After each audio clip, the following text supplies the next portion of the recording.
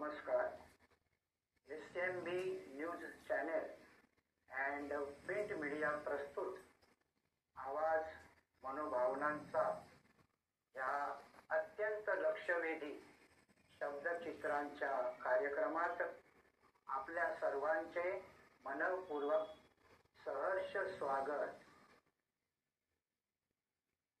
शासन प्रशासनात अत्यंत मोलाचे योगदान देणारे शासकीय प्रशासकीय कर्मचारी आणि अधिकारी म्हणजे जनतेचे सेवक नियत वयोमानापर्यंत सेवा केल्यानंतर सेवानिवृत्तीच्या कालखंडात प्रवेश करावा लागतो. या कालखंडात प्रवेश केल्यानंतर दरमहा निवृत्ती वेतन मिळणे हा त्यांचा संविधानिक हक्कच आहे. पण शासन प्रशासनाच्या अन्यायकारक धोरणांमुळे निवृत्ती वेतन म्हणजे पेन्शन हे अक्षरशः टेन्शन वाढवणारे ठरू लागते. त्यामुळे निवृत्ती वेतनधारक पेन्शनर्स मनोबल खचल्यामुळे संभ्रमात पडतात. अशा संभ्रमावस्थेत असतानाच त्यांच्यावरील अन्याय निवारण करण्यासाठी अनेक संघटना सहकार्यासाठी सक्रिय होतात. अशाच संघटनांपैकी अत्यंत विश्वासार्ह, सुप्रतिष्ठित आणि खंबीरपणे सहकार्य करणारी संघटना म्हणजे बृहन्मुंबई पेन्शनर्स असोसिएशन मुंबई. आपल्या भारत सरकारच्या संरक्षण खात्यामधून माननीय कैलासवासी DS नाकरा साहेब सन 1972 मध्ये सेवानिवृत्त झाल्यानंतर त्यांना निवृत्ती वेतन मिळत नव्हते. म्हणून DS नाकरा साहेबांनी सुमारे 10 वर्षे सर्वोच्च न्यायालयात कायदेशीर संघर्ष केला आणि दिनांक 17 डिसेंबर 1982 रोजी सर्वोच्च न्यायालयाचे मुख्य न्यायाधीश माननीय यशवंतराव चंद्रचूड साहेबांनी DS नाकरा साहेबांना न्याय मिळवून दिला. हाच तो सुवर्ण दिन तमाम पेन्शनर्सचा गोल्डन डे म्हणजेच pensioners day. Brihanmumbai pensioners association Mumbai यांनी 17 डिसेंबर श्री शिवाजी नाट्य मंदिर इमारतीमधील राजर्षी शाहू महाराज सभागृहात पेन्शनर्स डे हा कार्यक्रम आयोजित केला होता. त्याचे शब्दचित्रांचा प्रसारण आहे SMB news channel and print media आवाज मनोभावनांचा pensioners day. Cameraman Kishor Sawant सह पत्रकार अशोक सावंत. नमस्कार.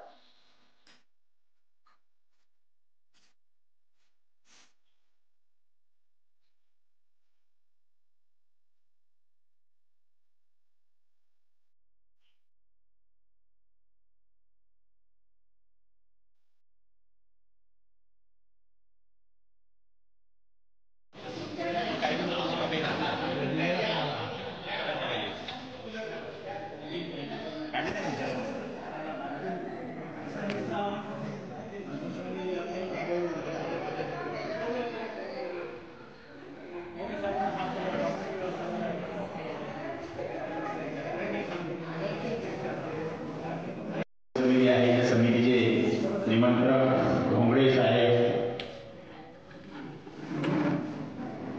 Band of officer Shri Gangurde साहेब, सर्वांनी विनंती करतो की त्यांनी मंचावरती स्थानावर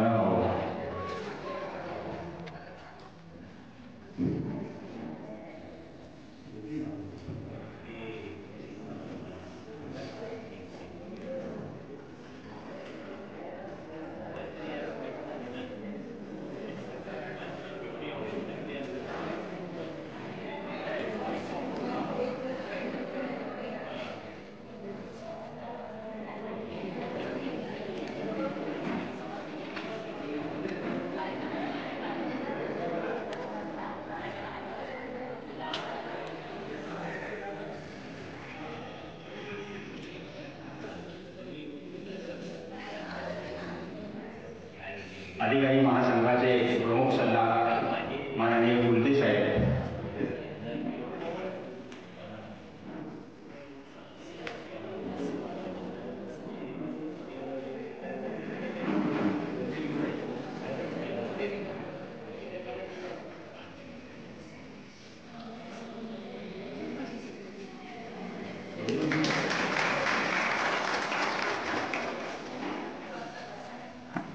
राज्य सरकारी कर्मचारी मध्यवर्ती संघटना महाराष्ट्राचे सरचिटणीस माननीय विश्वासजी काटकर साहेब,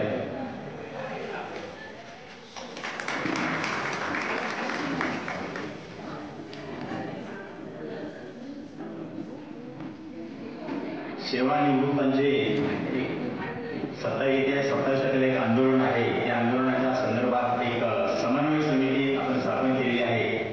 त्या समितीचे निमंत्रक आणि माजी संचालनालय लेखा व कोषागारे यांचे संचालक डोंगरे साहेब,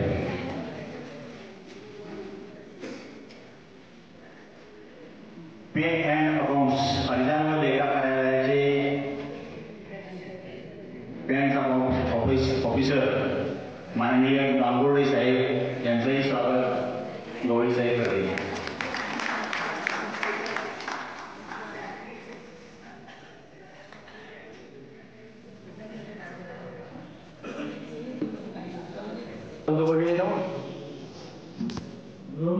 असोसिएशनच्या वतीनं आम्ही आपले हार्दिक स्वागत करत आहोत.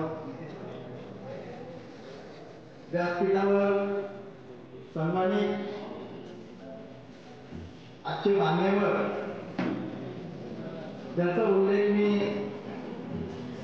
के म्हणून करेन,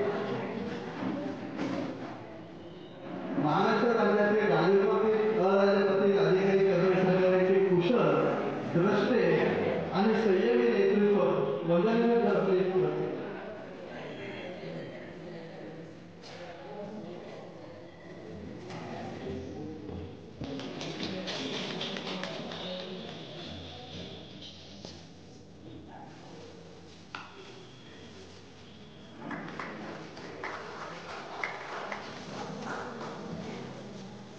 मी मुद्दाम या कार्यक्रमाच्या निमित्ताने आपल्याकडे संक्षिप्त उल्लेख केला की के म्हणजे आमचे कुलते साहेब आणि काटकर साहेब जे महाराष्ट्र राज्य राजपत्रित आधारित अधिकारी कर्मचारी संघटनेचे कुशल, द्रष्टे आणि संयमी नेतृत्व करणारे आपले कार्यकर्ते आहेत. मला अभिमान वाटतो की ते आपल्या नेहमी पाठीशी असतात, आपल्या संघटनेला वेळोवेळी मार्गदर्शन करीत असतात. इतकंच काय, परंतु राजपत्रित संघटना असो किंवा अराजपत्रित संघटना असो, त्यांचे प्रश्न जेव्हा ते शासनाकडे मांडतात, ते मांडताना आपल्या पेन्शनरचे सुद्धा पेन्शन प्रश्न ते नेहमी दिलेले मांडत असतात. म्हणूनच आम्हाला या दोन सद्मूर्तींबद्दल खूप आदर वाटतो आणि आपण इथे आलेल्या त्याबद्दल आम्ही पेन्शन अधिकाऱ्यांचे हार्दिक स्वागत करत आहोत. बंधूंनो, खरं म्हटलं तर आजचा दिवस ह्याचं महत्व जर आपण पाहत असेल तर आपण थोडा जर विचार केला तर स्वातंत्र्य दिन 15 ऑगस्ट, प्रजासत्ताक दिन 26 जानेवारी, जागतिक महिला दिन 8 मार्च, कामगार दिन 1 मे, शिक्षक दिन 5 सप्टेंबर असे आपण वेगवेगळे नेहमी साजरे करतो. आणि ह्या दिवसाच्या मागे काहीतरी चळवळ आहे, काहीतरी घडलेलं आहे, हे त्या दिवसाचं महत्व आहे. आणि म्हणूनच आजचा दिवस हा सुद्धा तितकाच आम्हाला महत्वाचा आहे की तो म्हणजे पेन्शनर डे. खरं तर 1871 मध्ये, म्हणजे जेव्हा ब्रिटिश राज्य होतं आपल्याकडे, 1871 मध्ये इंडियन पेन्शन ऍक्ट त्यांनी काढला होता आणि राईट टू पेन्शन म्हणून त्याला त्यावेळेला म्हणत असत. पण ते ब्रिटिश गव्हर्नमेंट त्यावेळेला फक्त त्यांच्या कामगारांचाच पेन्शन बद्दलचा विचार करायचे, इतरांचा ते विचार करायचे नाही. मात्र 1 जानेवारी 1922 त्याच गव्हर्नमेंटने, त्याच ब्रिटिशांनी एक फंडामेंटल रूल्स आणले आणि फंडामेंटल रूल्स म्हणजे काय, तर सर्वांना समान अधिकार, सर्वांना त्याचा फायदा मिळाला पाहिजे, हा त्याचा त्यांच्या मागचा उद्देश होता. 15 ऑगस्ट 1947 आपल्याला स्वातंत्र्य मिळालं. 26 नोव्हेंबर 1949 आपण आपलं संविधान अंगीकृत करून घेतलं. त्या संविधानातील कलम 14 म्हणजे समानतेचे हक्क याचा आणि आजच्या दिवसाला त्यानंतर स्मरण करायला पाहिजे, कारण ते केल्याशिवाय आपल्याला पुढे जाता येत नाही. असे म्हणजे Kailas PS speech of the will of the employer. It is not a expensive payment but it is a payment for part services rendered by the employees. इतकं स्पष्ट जजमेंट साहेबांनी दिल्यामुळं त्याचा आपल्याला हा फायदा झाला. आपले निवृत्तीचे नियम तयार झाले आणि नियमानुसार आज आपल्याला पेन्शन मिळते.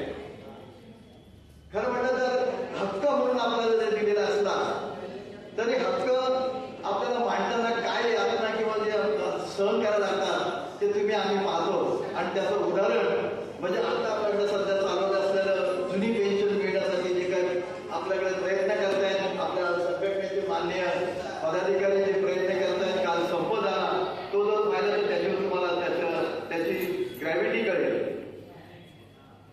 2005 पासून शासनाने काय केले, नवीन पेन्शन योजना केली आणि 5च्या नंतर जे दिवस होतील त्यांना ती जुनी पेन्शन लागू होणार आहे. त्याबाबत अधिक माहिती मला वाटतं आपले आलेले नेते मंडळी अधिक स्पष्ट करतील म्हणून त्या विषयाकडे मी जास्त बोलत नाही. पण एक गोष्ट मात्र खरी की तुम्ही आम्ही सगळ्यांनी संघटित असायला पाहिजे. आणि म्हणून आमचं एक ब्रीद वाक्य आहे आपल्या संघटनेचं की संघशक्ती म्हणजे सामाजिक समृद्धी. आपण संघटना केली, संघटित आपण राहिलो तरच आपल्या सर्वांची त्याच्यामध्ये समृद्धी आपण मिळू शकणार आहे. आणि मला अभिमान वाटतो की आतापर्यंत म्हणजे 1986 मध्ये आपल्या या संस्थेची स्थापना झाली, म्हणजे जवळ 37 वर्ष आपल्या या संस्थेला झालेली आहे. अधिकृत नोंदणी आपण करून घेतली चॅरिटी कमिशनरकडे 2000 मध्ये.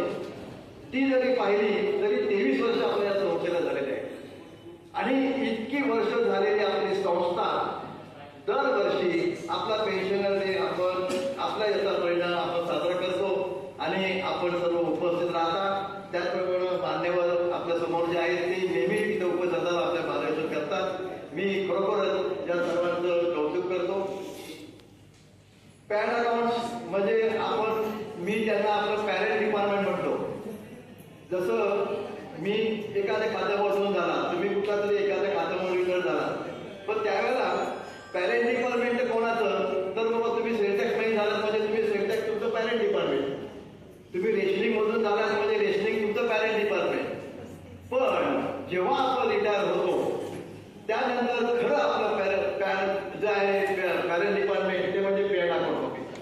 आणि म्हणून मी गांगुर्डे साहेब त्यांना खास त्यांना आग्रहाने विनंती केली. वास्तविक त्यांना वेळ आज नव्हता तरी त्यांना म्हटलं की साहेब तुम्ही या, कारण त्याच्यापूर्वी नांदेडकर मॅडम होत्या, राजे गाडगे होते. आपली संस्था त्यांना त्यांची जवळीक आपली त्यांच्याशी वाढायला पाहिजे आणि या उद्देशाने मी त्यांना बोलावले, ते इथे उपस्थित राहिले. या ठिकाणी आपण आपल्या संचालिका दीपा देशपांडे मॅडम यांना सुद्धा आपण निमंत्रित केलेलं होतं, परंतु त्या पुण्याहून येतात आणि त्यामुळं त्यांनी सांगितलं मला की मला आपल्या संघटना म्हणून आपण जे काही करायचं आहे आपल्या लोकांसाठी पेन्शनसाठी ते सतत आपण अविरतपणे करीत आहोत. आणि महत्वाचा मुद्दा म्हणजे आपण आपल्या ताकदीवरती आपल्या संघटनेतून आपण आयकार्ड मिळून जे घेतलेलं आहे ना ते आपल्या संघटनेचे त्याच्यामध्ये सर्वश्रेष्ठ आहे. रिटायर्ड लोकांना आयकार्ड कशाला पाहिजे वगैरे वगैरे मंत्रालयामध्ये चर्चा करताना प्रश्न निर्माण केले होते, परंतु आपण त्याच्यामध्ये त्यांना आमची गरज काय आहे, कशासाठी आम्हाला आयकार्ड पाहिजे तो आपण सोडून घेतलेला आहे. दुसरी गोष्ट महत्वाची म्हणजे फॅमिली पेन्शन.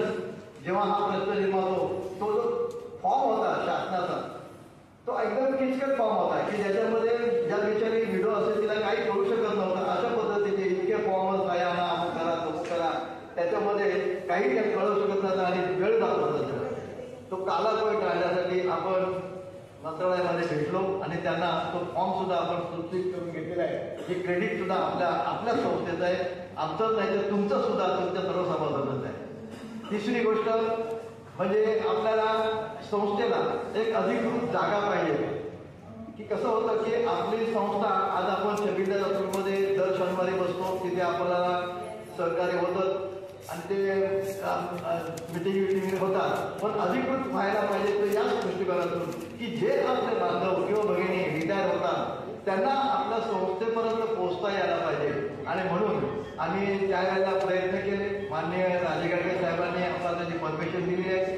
त्याप्रमाणे कांबोडे साहेबांना सुद्धा ही माहिती आहे की आपल्याला त्यांनी जागा दिलेली आहे. आता सध्याच्या बिल्डिंगचं रिन्युएशनचं काम चालू असल्यामुळं ते आपण थांबलेलं आहे तिथे सध्या बसायचं. पण याच्यापूर्वी मात्र आपण तिथं आपले व्यवस्थित त्याचं उद्घाटन केलेलं आहे आणि आपलं कार्य तिथं चालू केलेलं आहे. आणि मला अपेक्षा आहे की आता पुढे लवकरच आपण पुन्हा तिथे चालू करू जेणेकरून पेन्शनरचा जास्तीत जास्त संबंध पॅन अकाउंट येतो. आणि मग पॅन अकाउंटमध्ये जर तिथे आपले माणसं जर असतील कोणी तर आपण त्यांना मार्गदर्शन करू शकतो किंवा त्यांना सहकार्य करू शकतो. हा आपला त्याचा प्रयत्न आहे. मी पुन्हा एकदा आपल्या सर्व आलेल्या सर्वांची उपस्थितीचे मी बरोबर आता खरे मेगा ब्लॉक आहे, रविवार आहे आणि रविवार म्हटलं सगळे आपण सिनियर बाहेर पडण्याला कंटाळतोच. त्याच्यामुळं कदाचित उपस्थिती कमी असेल. मी पाहुण्यांची याबद्दल थोडीशी दिलगिरी व्यक्त करतो. परंतु आपल्याकडे नेहमी 200-250 लोक तर असतात. तर ती जरी नसली तरी तुम्ही आम्ही सर्व मिळून हा आपण पेन्शन डे साजरा करत आहोत. मी तुम्हाला आजच्या या पेन्शन डेच्या निमित्ताने सर्वांना हार्दिक शुभेच्छा देतो. प्रत्येकाला आपल्या सर्वांना दीर्घायुष्य लाभो आणि पुढच्या वर्ष जे सुरू होतं त्यासाठी सुद्धा मी आपल्याला नवीन वर्षात शुभेच्छा देतो आणि माझे प्रास्तावना 2 मिनिटं सांगतो. धन्यवाद.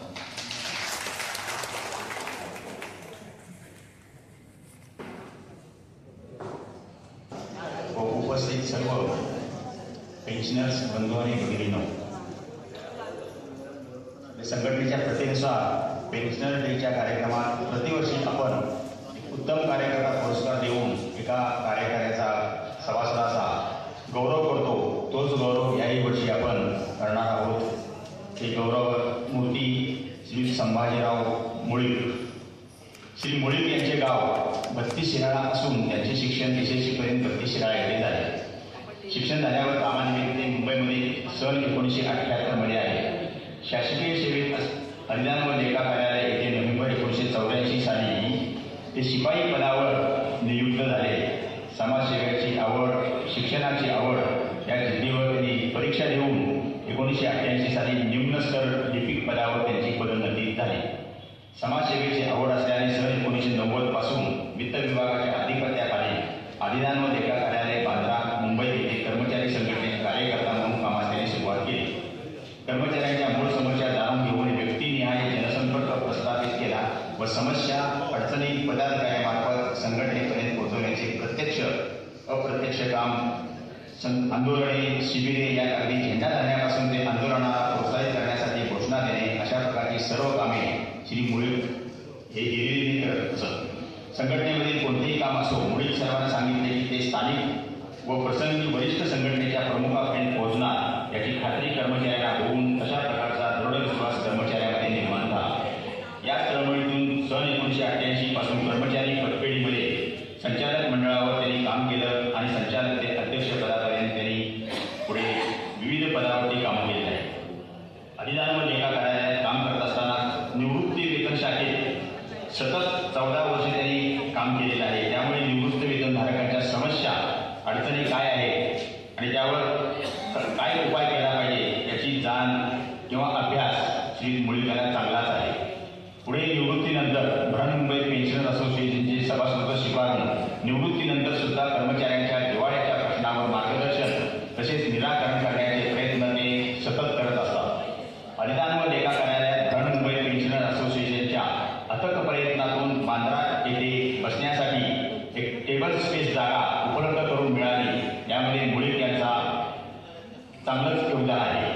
प्रत्यक्ष भेट देणाऱ्या निवृत्ती वेतनधारकांसाठी सुविधा कक्ष निर्माण झाल्याने तिथे सेवा करण्याची संधी श्री मुळीक यांना मिळाल्याचे ते आवर्जून सांगतात. दिनांक 10/12/2021 रोजी अभ्युदयनगर काळासाठी मुंबई येथे सर्वश्री मोहिते, गवळी, जाधव, तांबे यांच्या मार्गदर्शनाखाली निवृत्ती वेतनधारकांचे चर्चासत्र श्री मुळीक यांनी आयोजित केलेलं होतं. त्याला इतर ठिकाणचे प्रतिनिधी उपस्थित राहिले होते. यामध्ये मोहिते,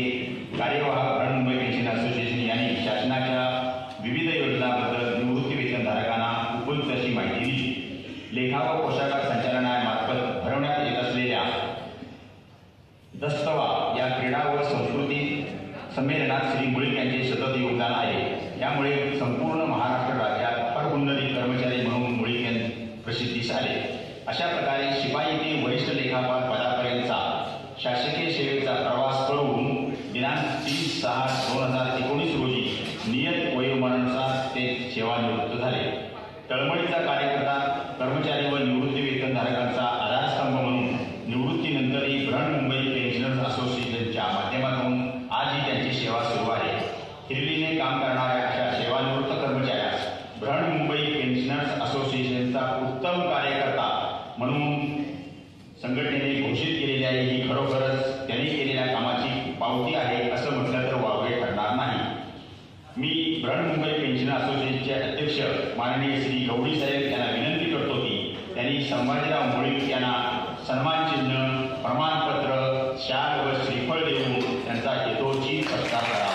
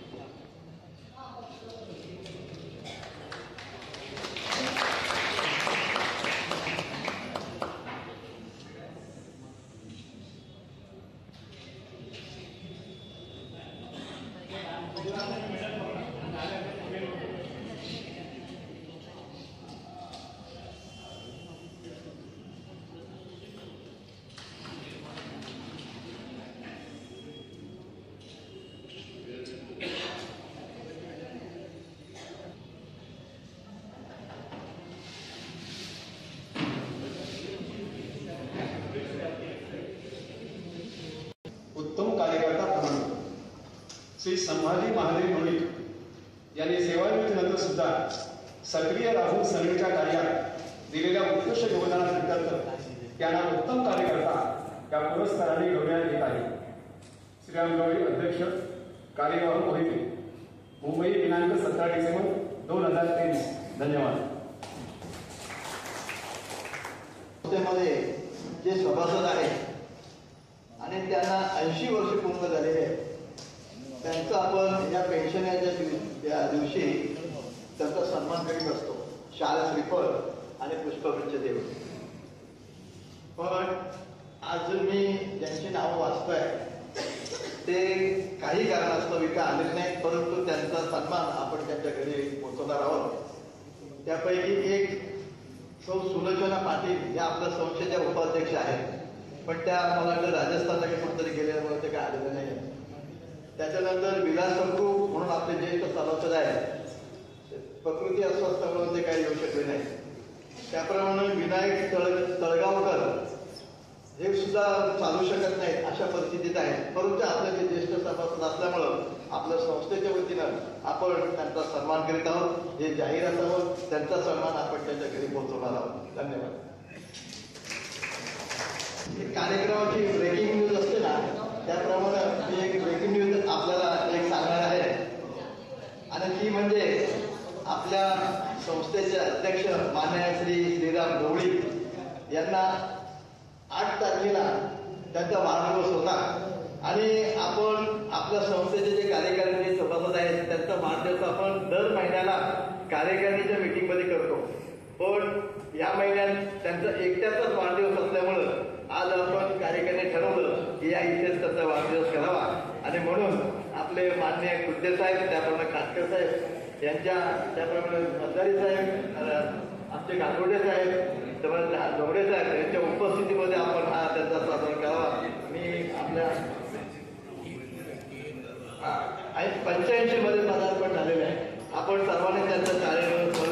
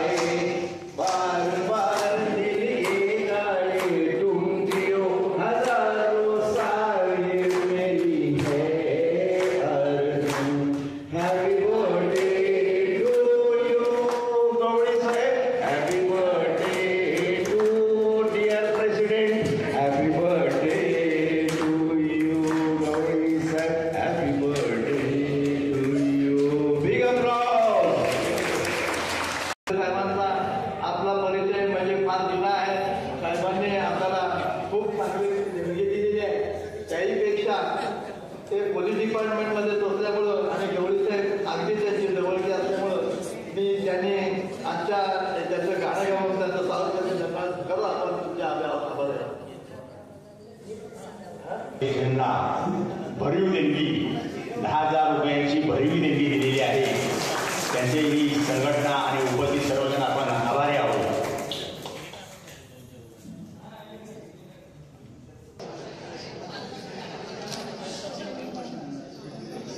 सगळेजण बघताय ना, लकी ड्रॉ काढतोय. कोण भाग्यवंत त्याचा नंबर याच्यात निघणार आहे. लक्ष देऊन बघा. मला काही कोण दिसत नाही आहे भाई, हे बंद आहे. कारण पोलिसांवर विश्वास ठेवायचा लोक विचार करतात. ही चिठ्ठी काढली आहे. हे एक श्रीमान P.K. Jadhav sir.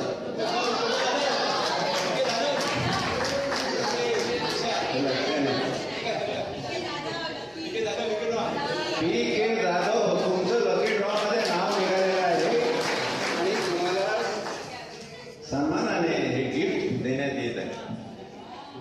Congratulation Jadhav साहेब, अभिनंदन अभिनंदन.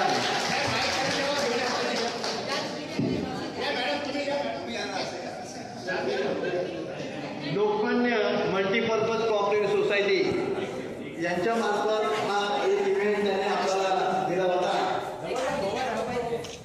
आपण सर्वांनी त्याचे फॉर्म भरले होते. त्यापैकी आपलेच उपाध्यक्ष P.K. जाधव साहेब हे विजयी ठरले. आपण सर्वांनी त्यांचं गौरव स्वागत करतो. त्याप्रमाणे मोठा आहे. सगळ्या गाड्या धावतात, पण हळूहळू धावतात आणि गाड्यांना गर्दी खूप आहे. त्यामुळं वयोवृद्ध, ज्येष्ठ नागरिक, निवृत्तीवेतनधारक हे कार्यक्रमस्थळी पोचू शकणार नाहीत. म्हणून त्यांनी घरूनच निर्णय घेतला असावा की आपल्या कार्यक्रमाला आपल्या शुभेच्छा आणि जाणं योग्य नाहीतर अदरवाईज हा हॉल बऱ्यापैकी भरतो. हे आपल्या सन्माननीय व्यासपीठालाही माहीत आहे आणि तुम्हाला सगळ्यांना माहिती आहे.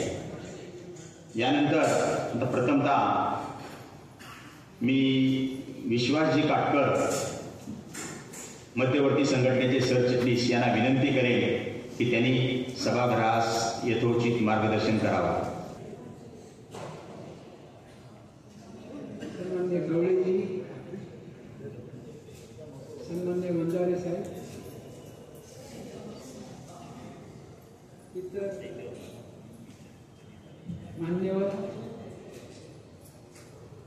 आणि यस पेन्शनर असोसिएशनचे पदाधिकारी, बंधू आणि भगिनी, माझ्या समोर ज्यांच्या समोर बोलतो आहे ते सर्व भाग्यवान पेन्शनर्स आहेत.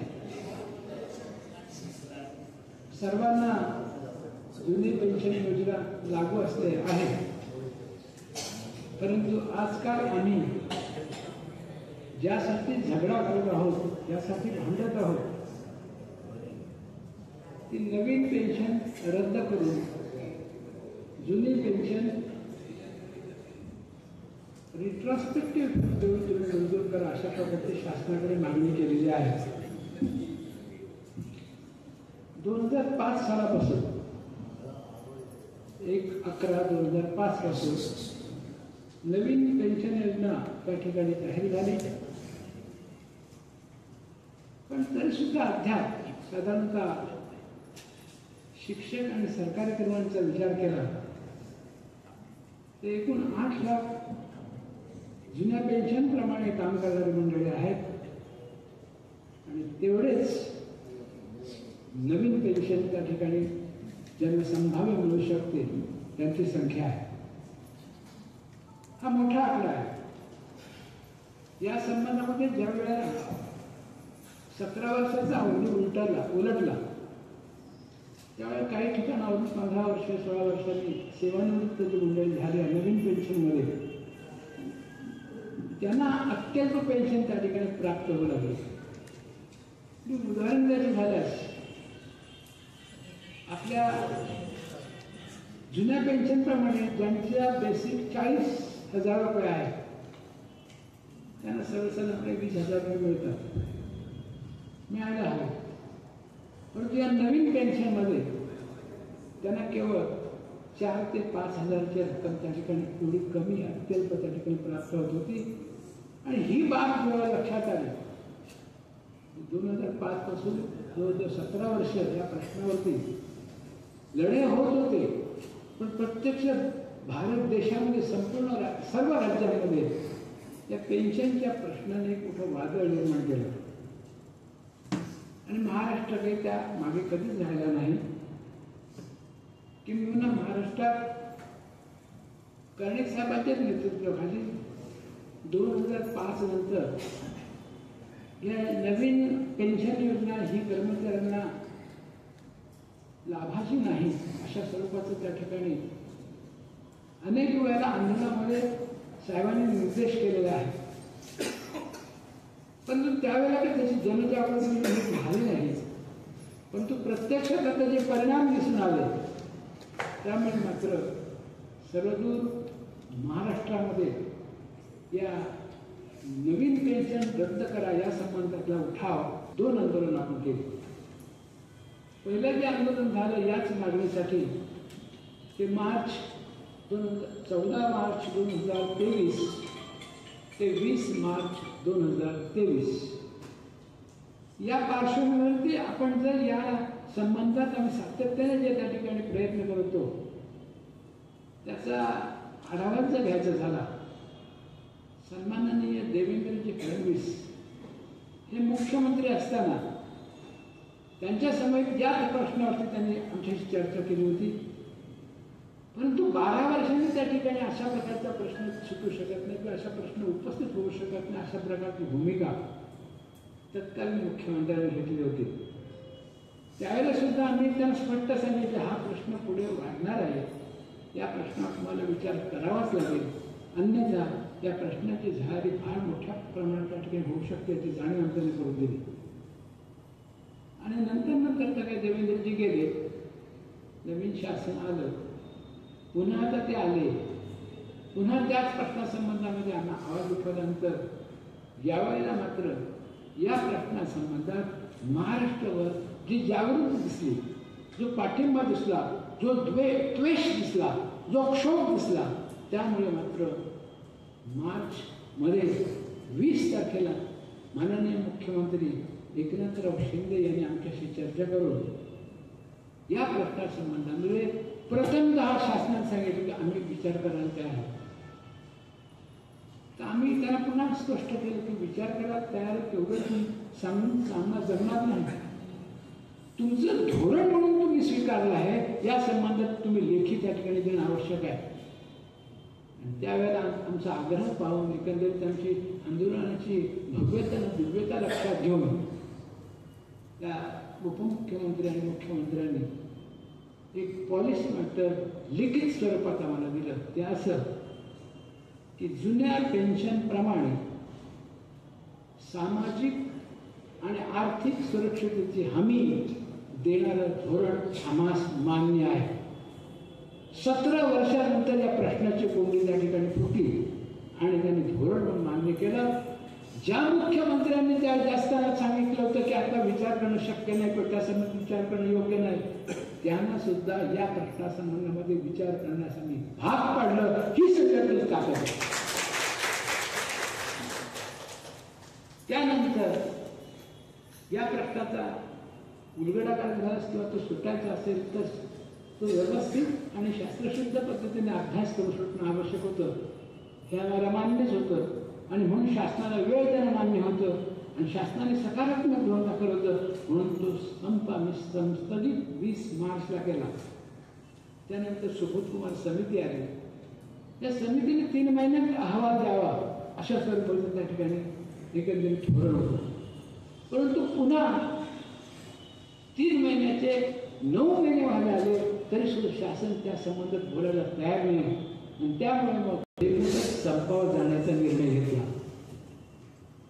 आता हा निर्णय घेतल्यानंतर शासन दरबारी हालचाली वगैरे झाल्या थोड्याशा, परंतु दुर्दैवाने ते जरांगेंचं जे आंदोलन आहे त्यामुळे थोडंसं आम्हाला मागे पुढे करावं असं वाटलं.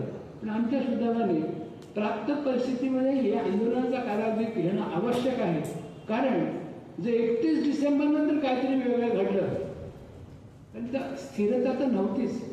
त्यामुळे 14 डिसेंबर हीच तारीख योग्य आहे आणि त्या 14 डिसेंबरपासून आम्ही आमचं आंदोलन बेमुदत संपाचं जे संस्थगित केलेलं होतं चालू ठेवलं. आणि हे चालू ठेवल्यानंतर संपाच्या आदल्या दिवशी पुन्हा सर्वांनी चर्चेला बोलावलं नागपूरला. त्या ठिकाणी चर्चा झाली. त्या चर्चेत दोन्ही उपमुख्यमंत्री नंतर मुख्यमंत्री होते.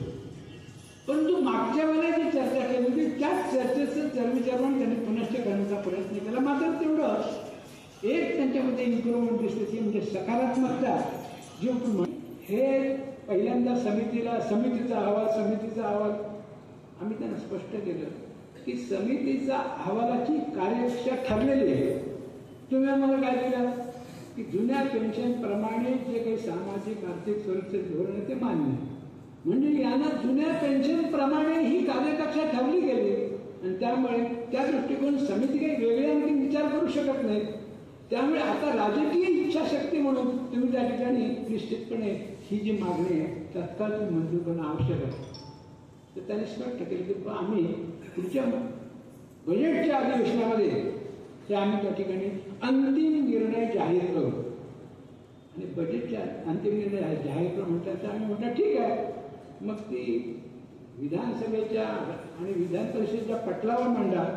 कारण त्याचं रेकॉर्ड व्हायला पाहिजे, ते कुठं नोंदीत झालं पाहिजे. काही होऊ शकतं राजकारणामध्ये. तर त्यांनी त्या संबंधात आम्हाला कुठल्या प्रकारचा शब्द दिला नाही. आम्ही चर्चा संपवली आणि आम्ही एकत्रित सुकाणू समितीची बैठक घेऊन 14 तारखेपासून संप सुरूच अशी आम्ही घोषणा करून टाकली. संप सुरू झाला. संपाची दाहकता त्याच्या लक्षात आली. म्हणून दुसऱ्या दिवशी पुन्हा 12:30 काय झालं म्हटलं आमचा आग्रह हेच आहे की तुम्ही याची घोषणा केली पाहिजे, तुम्ही कमिटमेंट काहीतरी केली पाहिजे आणि ती आमच्या सर्व मंडळींना दिसली पाहिजे, ऐकायला मिळाली पाहिजे. मग शेवटी त्यांचे मान्य केलं आणि दुपारी याच्यात तुमच्या आपल्या सगळ्यांच्या एकंदरीत जी एकजूट आहे त्या एकजुटीच्या बळामुळे माननीय मुख्यमंत्री यांनी या पेन्शन संबंधातली घोषणा त्या विधान परिषदेत केली, विधानसभेत केली आणि एक इतिहास घडला. कारण त्यांनी स्पष्टपणे जे आम्हाला हवं की जुन्या पेन्शन संबंधातला जो निर्णय अंतिम निर्णय आम्ही त्या बजेटच्या याच्यामध्ये अधिवेशनात जाहीर करू. एवढं मी सांगायचं मला कारण एवढंच मित्रांनो की पेन्शन जुन्याची किती 8 लाख लोक घेणार आहेत किंवा आपण आता घेतो आहोत, या सगळ्या गोष्टी ठीक आहे. पण या पेन्शन संदर्भामध्ये केंद्र सरकारचे काही मंत्री, खुद्द पंतप्रधान या संबंधात कुठल्या भावना व्यक्त करतात, या संबंधात जाणून तुम्हाला आम्हाला सर्वांना असणं आवश्यक आहे.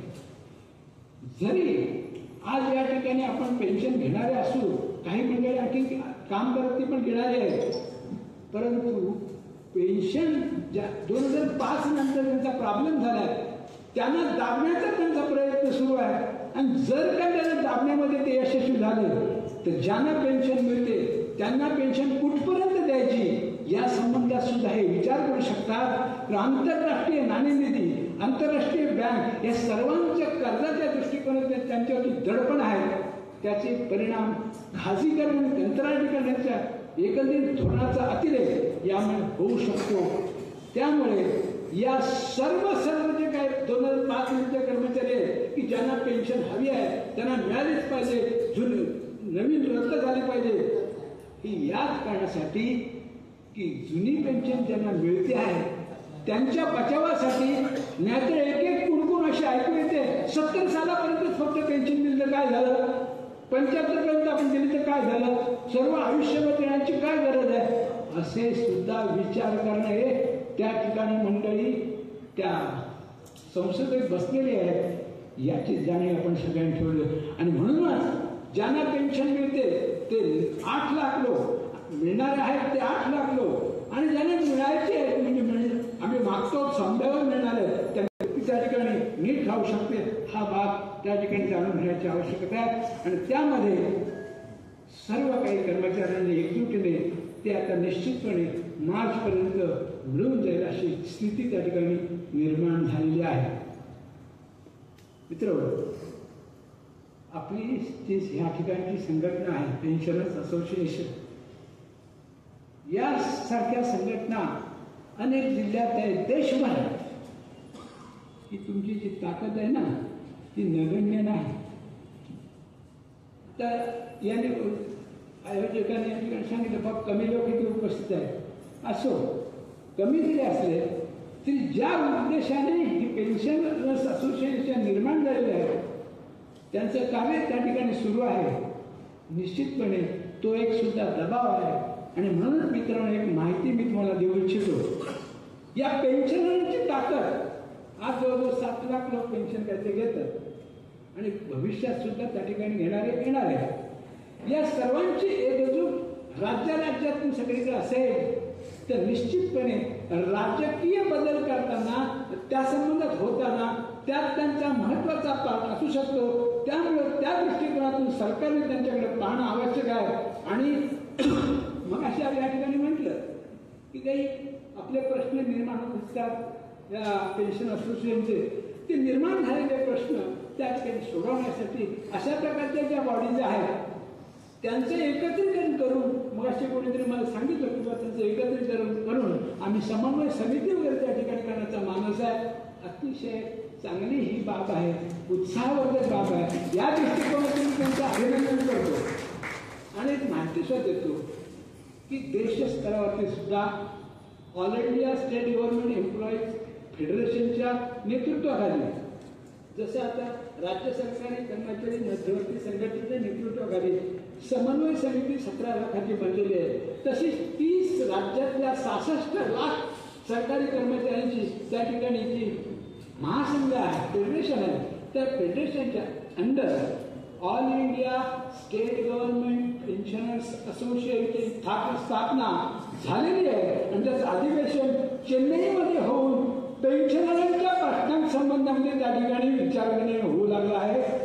आणि तो विचारविनिमय होताना दुसरी एक बाजू अशी की ज्या कर्मचारी कार्यरत आहेत, जे कर्मचारी त्या ठिकाणी पुढे वेगवेगळ्या रीतीने करत राहणार आहेत, त्यांच्या जे प्रश्न निर्माण होतील, काही कॉन्फ्लिक्ट निर्माण होतील, त्यावेळेला या पेन्शनर असोसिएशनचा सुद्धा जर दबाव तो राज्य देशभरात झाला तर आम्हाला सुद्धा आम्ही जे बेमुदत लढतो ना त्या फार प्रसंग असे फार कमी त्या ठिकाणी होऊ शकतात. आणि म्हणून तुमची ताकद अतिशय महत्वाची आहे असं मला या ठिकाणी वाटतं. मित्रांनो, अशा प्रकारचे जे पेन्शनर्स असोसिएशन आहेत ते वेगवेगळ्या मार्गाने अनेक त्या ठिकाणी अशी अनेक वेगवेगळी कारणं सामाजिक असतील किंवा वैयक्तिक असतील किंवा कौटुंबिक असतील, या कारणामुळे ते ह्या ठिकाणी येऊ शकत नाही. मग हे जे मंडळी आहे ती त्यांच्या घरात सुद्धा राहत असताना जर पेन्शनर असोसिएशनच्या पदाधिकाऱ्यांनी अशा मंडळींना एखादी भेट जर त्यांना दिली तर त्यांच्या चेहऱ्यावरचं हास्य आहे निश्चितपणे त्या ठिकाणी फार चांगल्या पद्धतीने उमटू शकतं. अशा प्रकारची सुद्धा कामं करण्यासाठी एखादी विंग या ठिकाणी असावी असं मला वाटतं. कारण जे पेन्शनर्स आहेत त्यांनी आयुष्यभर त्या ठिकाणी सगळ्या वेगवेगळे भोगलेलं असतं आणि त्यांनाही वाटतं पुसायला कोणीतरी असेल तर डोळे भरून येण्यात अर्थ आहे, पुसायला कोणी असेल तर डोळे भरून येण्यात अर्थ आहे. पण डोळेच कुणाचे भरणार नसतील तर मरण सुद्धा व्यर्थ आहे, ही बाब त्या ठिकाणी लक्षात घेण्याची आवश्यक आहे. आणि हे अशा लोकांवरती आपण त्या ठिकाणी निश्चितपणे पाहिलं तर निश्चितपणे आपण जे काम इथे करतो, काही ज्या बाबी आहेत अशा अर्थविषयक सेवाविषयक त्या ठीक आहे, पण ही जी सामाजिक बाब एक आहे त्या बाबीकडे सुद्धा आपण मंडळीने जर निश्चितपणे लक्ष दिलं तर याचं जे स्थान आहे संस्थाचं ते नेहमीच त्या ठिकाणी वाढण्याची शक्यता आहे. मित्र लक्षात घ्या, इथे काही राज्यस्तरावरती एकत्र येण्याचं जर ठरवलं तर राज्य सरकारी कर्मचारी मध्यवर्ती संघटना त्याला प्रोत्साहित करतील, त्यांना अशा संस्थांना त्यांना मदत करतील, त्यांना आर्थिक मदत सुद्धा त्या ठिकाणी आमचा करण्याचा मानस आहे की जेणेकरून ही ताकद आहे ही कुठेतरी चॅनलाइज व्हायला पाहिजे आणि ती झाली की त्याचा फायदा संघशक्ती म्हणून होऊ शकतो याची जाणीव आता आम्हाला आलेली आहे. कारण आता आपण 80 वर्षापर्यंत नंतर 85 वर्ष 90 वर्षापर्यंत आपण जगू शकतो याची खात्री आम्हाला आल्यामुळे निश्चितपणे ताकद आमची वाढेल असं आम्हाला वाटतं आहे. आयुष्य ही एक अवघड शाळा आहे. येथे कोण कोणत्या वर्गात आहे हे कळत नसतं, पुढे कोणती परीक्षा आहे हे सुद्धा कळत नसतं आणि येथे कोणीही कॉपी करता येत नाही कारण प्रत्येकाच्या प्रश्नपत्रिका ह्या वेगळ्या असतात. आणि ही बाब असल्या संस्थांनी किंवा त्यांच्या एकंदरीत कार्यभागातून जर त्या ठिकाणी आपण पाहून गेलो तर निश्चितच आपल्याला चांगल्या पद्धतीचं जीणं या संस्था काय देत नसतात, पण त्यांच्या जी उर्मी मिळते त्यातून अशा प्रकारे आपण त्या ठिकाणी विचार करू शकतो. आणि म्हणूनच जरी आपण सरकारी नोकर असलो, मी आता वेळ जास्त घेत नाही, जरी मी सरकारी नोकर असलो तर सरकारी नोकर हा विशिष्ट रूपाचा मनस्वीपण असतो. मी इतरांचे कारखान्यात किंवा कामगार असेल किंवा इतर ठिकाणी कार्य करणार असेल त्याला कमी लेखत नाही, त्याच्यामुळे सुद्धा विकास होतो. पण सरकारी कर्मचारी म्हणून मी कोण आहे या संबंधाचा जर विचार केला तर निश्चितच सरकारी कर्मचारी कर्तव्य दक्ष असला पाहिजे, सरकारी कर्मचाऱ्यांनी गोपनीयता पाळली पाहिजे, सरकारी कर्मचाऱ्यांनी सामाजिक बांधिलकी ठेवली पाहिजे, सरकारी कर्मचाऱ्यांनी कालबद्ध काम केलं पाहिजे. या सगळ्याचा म्हणजे कर्तव्याचा जो भाग आहे तो फक्त सरकारी कर्मचारीच त्या ठिकाणी करू शकतो. आणि म्हणूनच त्याने केलेल्या सेवेची पोचपावती म्हणून पेन्शन हा त्याचा हक्क आहे असं त्या ठिकाणी आपल्याला स्पष्ट करायचं आहे आणि ते आपण निश्चितपणे करू. एवढंच सांगतो की आतापर्यंत आपण जे काही या ठिकाणी काम केलंय या ठिकाणी आपण सरकारी कर्मचारी पेन्शनर्स म्हणून आपलं अस्तित्व या ठिकाणी निर्माण केलेलं आहे. कदाचित हा पेला कोणी मिळेल अर्धा सरला आहे, कोणी मिळेल अर्धा भरला आहे. आता तुम्हीच ठरवायचं आहे की अर्धा सरला आहे की अर्धा भरला आहे. तुम्हीच सांगा जगायचं कसं, गाणं म्हणत की कणत हे तुम्हीच ठरवायचं आहे. आणि त्या दृष्टिकोनातून आपण जर ठरलो तर बघा ही पाडगावकरांची कविता आहे. पाडगावकर जीवनाचे तत्वज्ञान मांडण्याच्या शोधण्याच्या वाटेवर कधी गेले नाहीत. जीवन सुंदर आहे, ते जगले पाहिजे हे ते आवर्जून सांगत आणि तसे जर आपण वागलो तर जीवनात आल्याचा पूर्णानंद आपल्याला मिळू शकतो, ही एक त्या ठिकाणी भावना व्यक्त करतो आणि ते थांबतो. जय हिंद, जय महाराष्ट्र, जय संघटना. की आपल्या राज्याला 2 केके आहेत, एक काटकर साहेब आणि एक कुलते साहेब, की राजपत्रित संघटना आणि अराजपत्रित संघटनाचे मुख्य नेतृत्व, आणि नुसतं नेतृत्व नाही तर द्रष्टे आणि संयम जो ज्याला. परंतु कोविड ही परिस्थिती अशी होती की काही परत आजारी पडले किंवा असं, आणि त्यामुळं आमचं राहून गेलं. मी त्यावेळेला मी आपल्याला बोललो, पुन्हा आपली दिलगिरी व्यक्त करतो, कारण आपण आपल्या संस्थेला तुम्ही आमचे सभासद आहात आणि म्हणून आपल्यासाठी तुम्ही जे प्रयत्न केले त्याबद्दल खरोखरच धन्यवाद. आणि आपल्या कालच्या या मोमेंट्समध्ये जे काय आपलं संपादन हत्यारापर्यंत जी काही मेहनत घेतली आणि त्याचं फळ आपल्याला प्राप्त करून गेलं, याबद्दल या जरी कार्यक्रमासाठी जरी असलं तरी आमच्या पेन्शनरच्या तर्फे सुद्धा आम्ही तुमचं हार्दिक आणि हार्दिक स्वागत आणि आभार करतो. धन्यवाद. मार्गदर्शनामध्ये स्पष्ट केले आहे. तशाच प्रकारचं आपलं निवृत्ती वेतन धारकांचं सुद्धा आंदोलन करण्याची वेळ आता आलेली आहे. आपण जागरूक राहिलं पाहिजे. सरकार कुठल्या वेळी काय निर्णय घेईल याचा भरोसा नसल्यामुळं आपण जागरूकपणे जर वाटचाल केली तरच आपण आणि आपली पेन्शन शाबूत राहणार. त्या आंदोलनाच्या संदर्भात आता नजीकच्या कालावधीमध्ये आझाद मैदानात एक आपण आंदोलन करणार आहोत आणि त्या अनुषंगानं शासकीय निमशासकीय सेवानिवृत्ती वेतनधारक समन्वय समिती गठीत करण्यात आलेली आहे आणि त्या समितीचे निमंत्रक माननीय धोंगडे साहेब आहेत.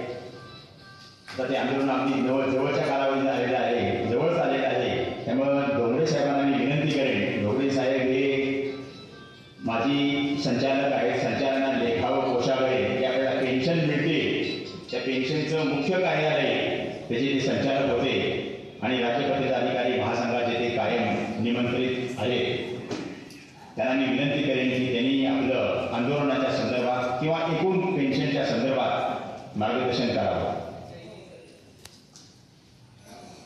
पाहुणे माननीय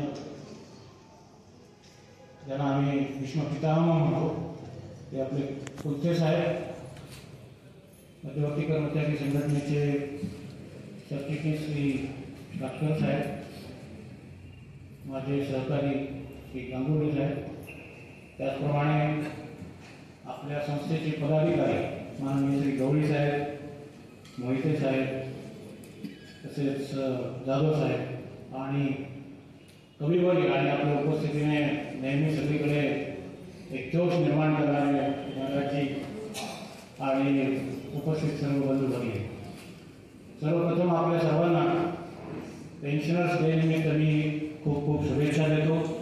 त्या वयासाठी जे शासनाने आश्वासन दिलेलं आहे तुमच्या सर्वांचं पेन्शन दुप्पट होईपर्यंत तुम्ही जिवंत राहावं अशी मी आपल्या सर्वांना शुभेच्छा देतो. तर आपल्या सर्व ज्या पेन्शनर्सच्या संघटना आहे, आता वारंवार आपले पदाधिकारी सांगत होते की आमच्या सभेला नेहमी डोनेशन लोक हजर असतात. आता मी लेटेस्ट आपल्या विचारला गांगुर्डे साहेबांना म्हणजे सध्या आपल्याकडे पेन्शनर्स आहेत किती मुंबईमध्ये, तर गांगुर्डे साहेबांनी सांगितलं की 70,000 पेन्शनर्स आहेत. आता 70,000 मधून आपल्याकडे जर 70 उपस्थिती असेल म्हणजे 1,000 लोक आपल्याकडे उपस्थित आहेत.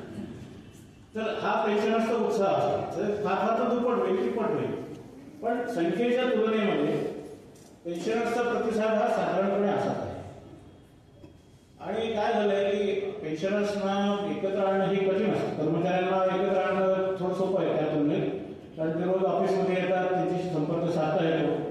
पण रिटायर झाल्यानंतर काय होतं, पेन्शनर हा आपल्या त्या रोजच्या नेहमीच्या रुटीनमधून बाहेर येतो आणि मग कौटुंबिक गोष्टीमध्ये तो इन्व्हॉल्व होतो. त्याच्या आवडीच्या गोष्टी राहिलेल्या असतात तिकडे जातो, कोणी शेती करायला जातो, कोणाची मुलं अमेरिकेत असतात, तिकडं बाळपण आलं म्हणून 3-3 महिने तिकडे जाऊ शकतात. तर त्या सगळ्या गोष्टीमध्ये होतं आव्हान आहे या सगळ्या पेन्शनर्सला एकत्र आणायचं. आणि त्यामुळे होतं काय, पेन्शनर्सचा जो आवाज शासनाच्या कानापर्यंत जायला पाहिजे तो पाहिजे तसा जात नाही. आता आपण कर्मचारी संघटना असेल किंवा आमचा राजपत्रित अधिकारी महासंघ असेल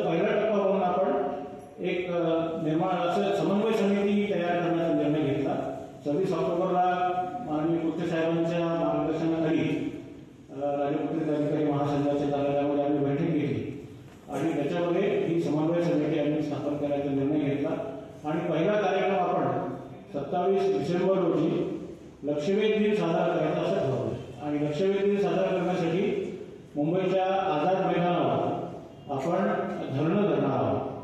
धरणं काळात म्हणजे बेमुदत वगैरे नाही आहे, पेन्शनर्सचं आंदोलन आहे, हे धरून 10:30 ते 5च्या दरम्यान आपण हे आंदोलन करणार आहोत.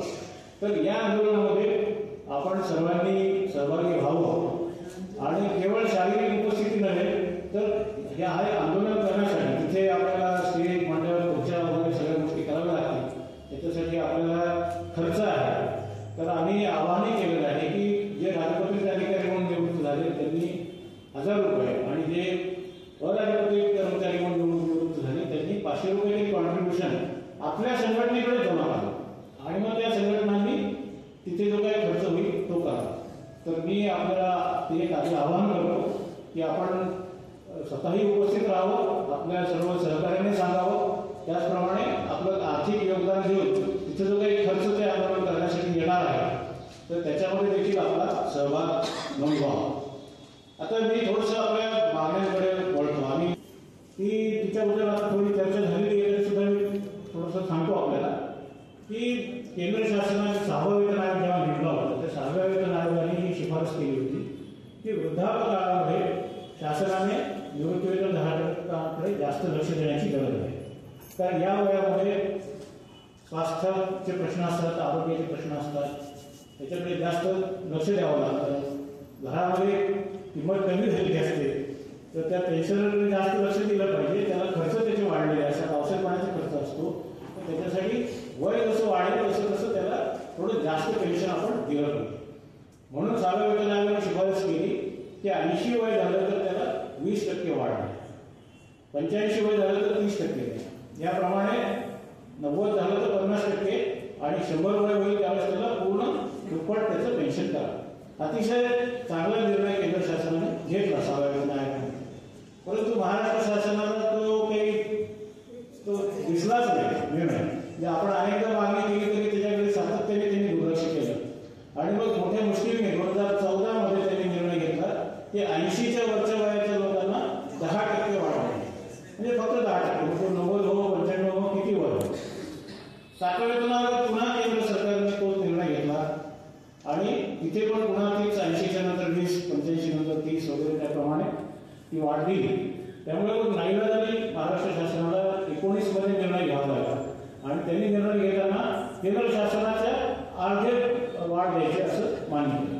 म्हणजे तिकडे 20% दिलं तर आपल्याकडे 10%, तिकडे 30 असेल तर आपल्याकडे 15%. म्हणजे महाराष्ट्र शासनाचे पेन्शनर्स हे दुय्यम नागरिक आहेत अशा प्रकारची वागणूक आहे.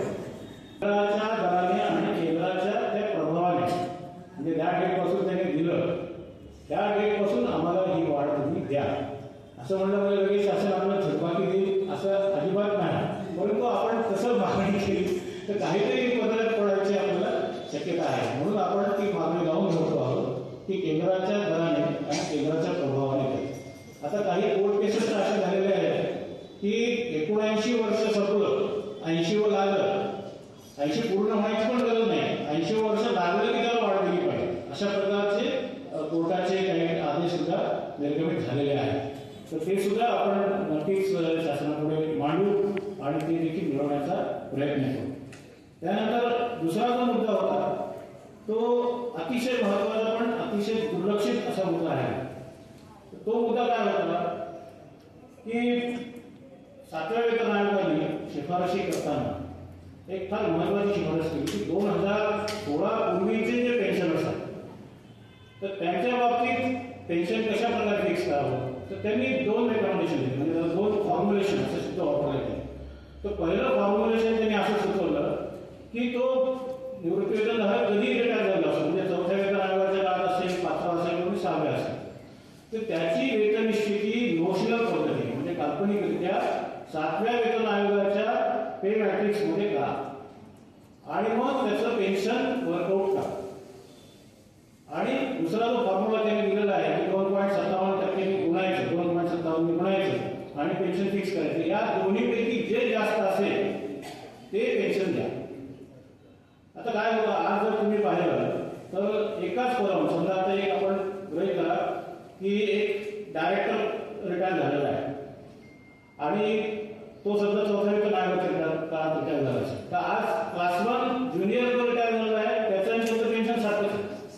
म्हणजे जो जुन्या काळात आधी रिटायर झाला त्याचं नुकसान होतं आणि नवीन जे आलेले असतात ज्युनियर्स असतात त्यांना त्याप्रमाणे फायदा होतो. तर हा निर्णय जर मान्य झाला तर किमान काय होईल, आज जे पे मॅट्रिक्स आहे त्याच्या कमीत कमी 50% तरी पेन्शन नक्कीच मिळेल. म्हणजे अगदी 15 पेन्शन जरी आपण नाही साध्य केलं तरी आज जी तफावत आहे फार मोठी, तर ती निश्चितपणे दूर होईल. ही अतिशय महत्वाची मागणी शासनाने दुर्लक्षित ठेवलेली आहे. ती जेव्हा आम्ही शासनापुढे मांडली तेव्हा त्यांनी सांगितले की नाही बक्षीस समितीने काही घेतलं नाही, मग कदाचित अहवाल दुसऱ्या अहवालात असेल त्यांच्या कृतीच्या, म्हणजे तुम्ही तो विषय सोडवला नाही तर बक्षीस समिती देईल कशा करतात. अपेक्षेप्रमाणे बक्षीस समितीने त्याच्या अजिबात काही दखल घेतलेली नाही. त्यामुळे ही मागणी आपल्याला भेटावंच लागणार आहे आणि याचा फायदा अतिशय व्यापक प्रमाणात आपल्या पेन्शनर्सना होणार आहे. विशेषतः जे 4थ्या 5व्या वेतन आयोगाच्या काळात रिटायर झाले त्यांना तर निश्चितपणे मोठा फायदा या निर्णयातून होणार आहे. आणि याच्यासाठी गरज पडली तर कोर्टात सुद्धा आपल्याला जावं लागेल. तर आमच्या कृतीशील अधिकारी कर्मचारी संघटना जी आहे निवृत्तांची, तर त्याच्याबाबत आम्ही कोर्टात जाण्याचं सुद्धा आमचं कार्यवाही चालू आहे. ती जर अशा मागणी करून जर होत नसेल तर न्यायालयामार्फत सुद्धा जाण्याची तयारी आपण ठेवली पाहिजे. त्यानंतर तिसरी जी मागणी आहे तिचा उल्लेख मुख्यमंत्र्यांच्या निवेदनात झालेला आहे. आपलं जे कम्युटेशन आहे, आपण निवृत्त होताना 40% पर्यंत आता आपली पेन्शन साऱ्या भाषा सांगायची तर विकू शकतो. म्हणजे आपण अंशराशीकरण करू शकतो आणि त्यावेळेस पुढच्या बर्थडेला जे काही आपलं वय असेल तर त्यानुसार जो काही सूत्र दिलेलं आहे त्यानुसार आपल्याला त्याची लमसम रक्कम मिळते. तर याची जी वसुली आहे तर त्याची कॅल्क्युलेशन आम्ही केली. आमचे लातूरचे सहकारी अण्णासाहेब भोसले म्हणून त्यांच्याशी माझी चर्चा झाली. त्यांना म्हटलं की तुम्ही 2-3 रेट्स घ्या वेगवेगळे, 7% घ्या, 7.5% घ्या, 8 घ्या, जर कॅल्क्युलेशन्स करा की याची वसुली किती काळामध्ये पूर्ण होते. तर 8% अगदी मॅक्झिमम जरी घेतलं तरी 11.25 वर्षामध्ये शासनाची वसुली पूर्ण होते. पण शासन काय करतं, 15 वर्षापर्यंत त्याच्यावर गुजरात शासनाने GR काढला आणि 13 वर्षाचं त्यांनी मान्य केलेलं आहे. आता हे 13 वर्ष म्हटलं तर आपल्याला मदत होईल. म्हटलं तर एक नुकसान असं आहे की गुजरातने 13 केलं म्हणून महाराष्ट्र शासन 13 वर्ष करेल, हा धोका त्याच्यामध्ये निश्चितपणे आहे. परंतु एक सपोर्ट म्हणून आपण तो निर्णय सुद्धा शासनाच्या निदर्शनाला आणलेला आहे. त्यानंतर ज्या मागण्या आहेत तर मी जास्त त्याचं एक्सप्लेनेशन करत नाही, परंतु थोडक्यात वाचतो. पहिली त्यातली एक महत्वाची मागणी ती म्हणजे जी 14 लाखाची लिमिट आहे. काय झालं, 7व्या वेतन आयोगाच्या काळामध्ये केंद्र शासनाने 10 लाख हे ग्रॅच्युइटीचं लिमिट ठेवलं. आपल्याकडे पूर्ण द्यायला त्यांना जरा खळखळ वाटते म्हणून ते 7 लाख.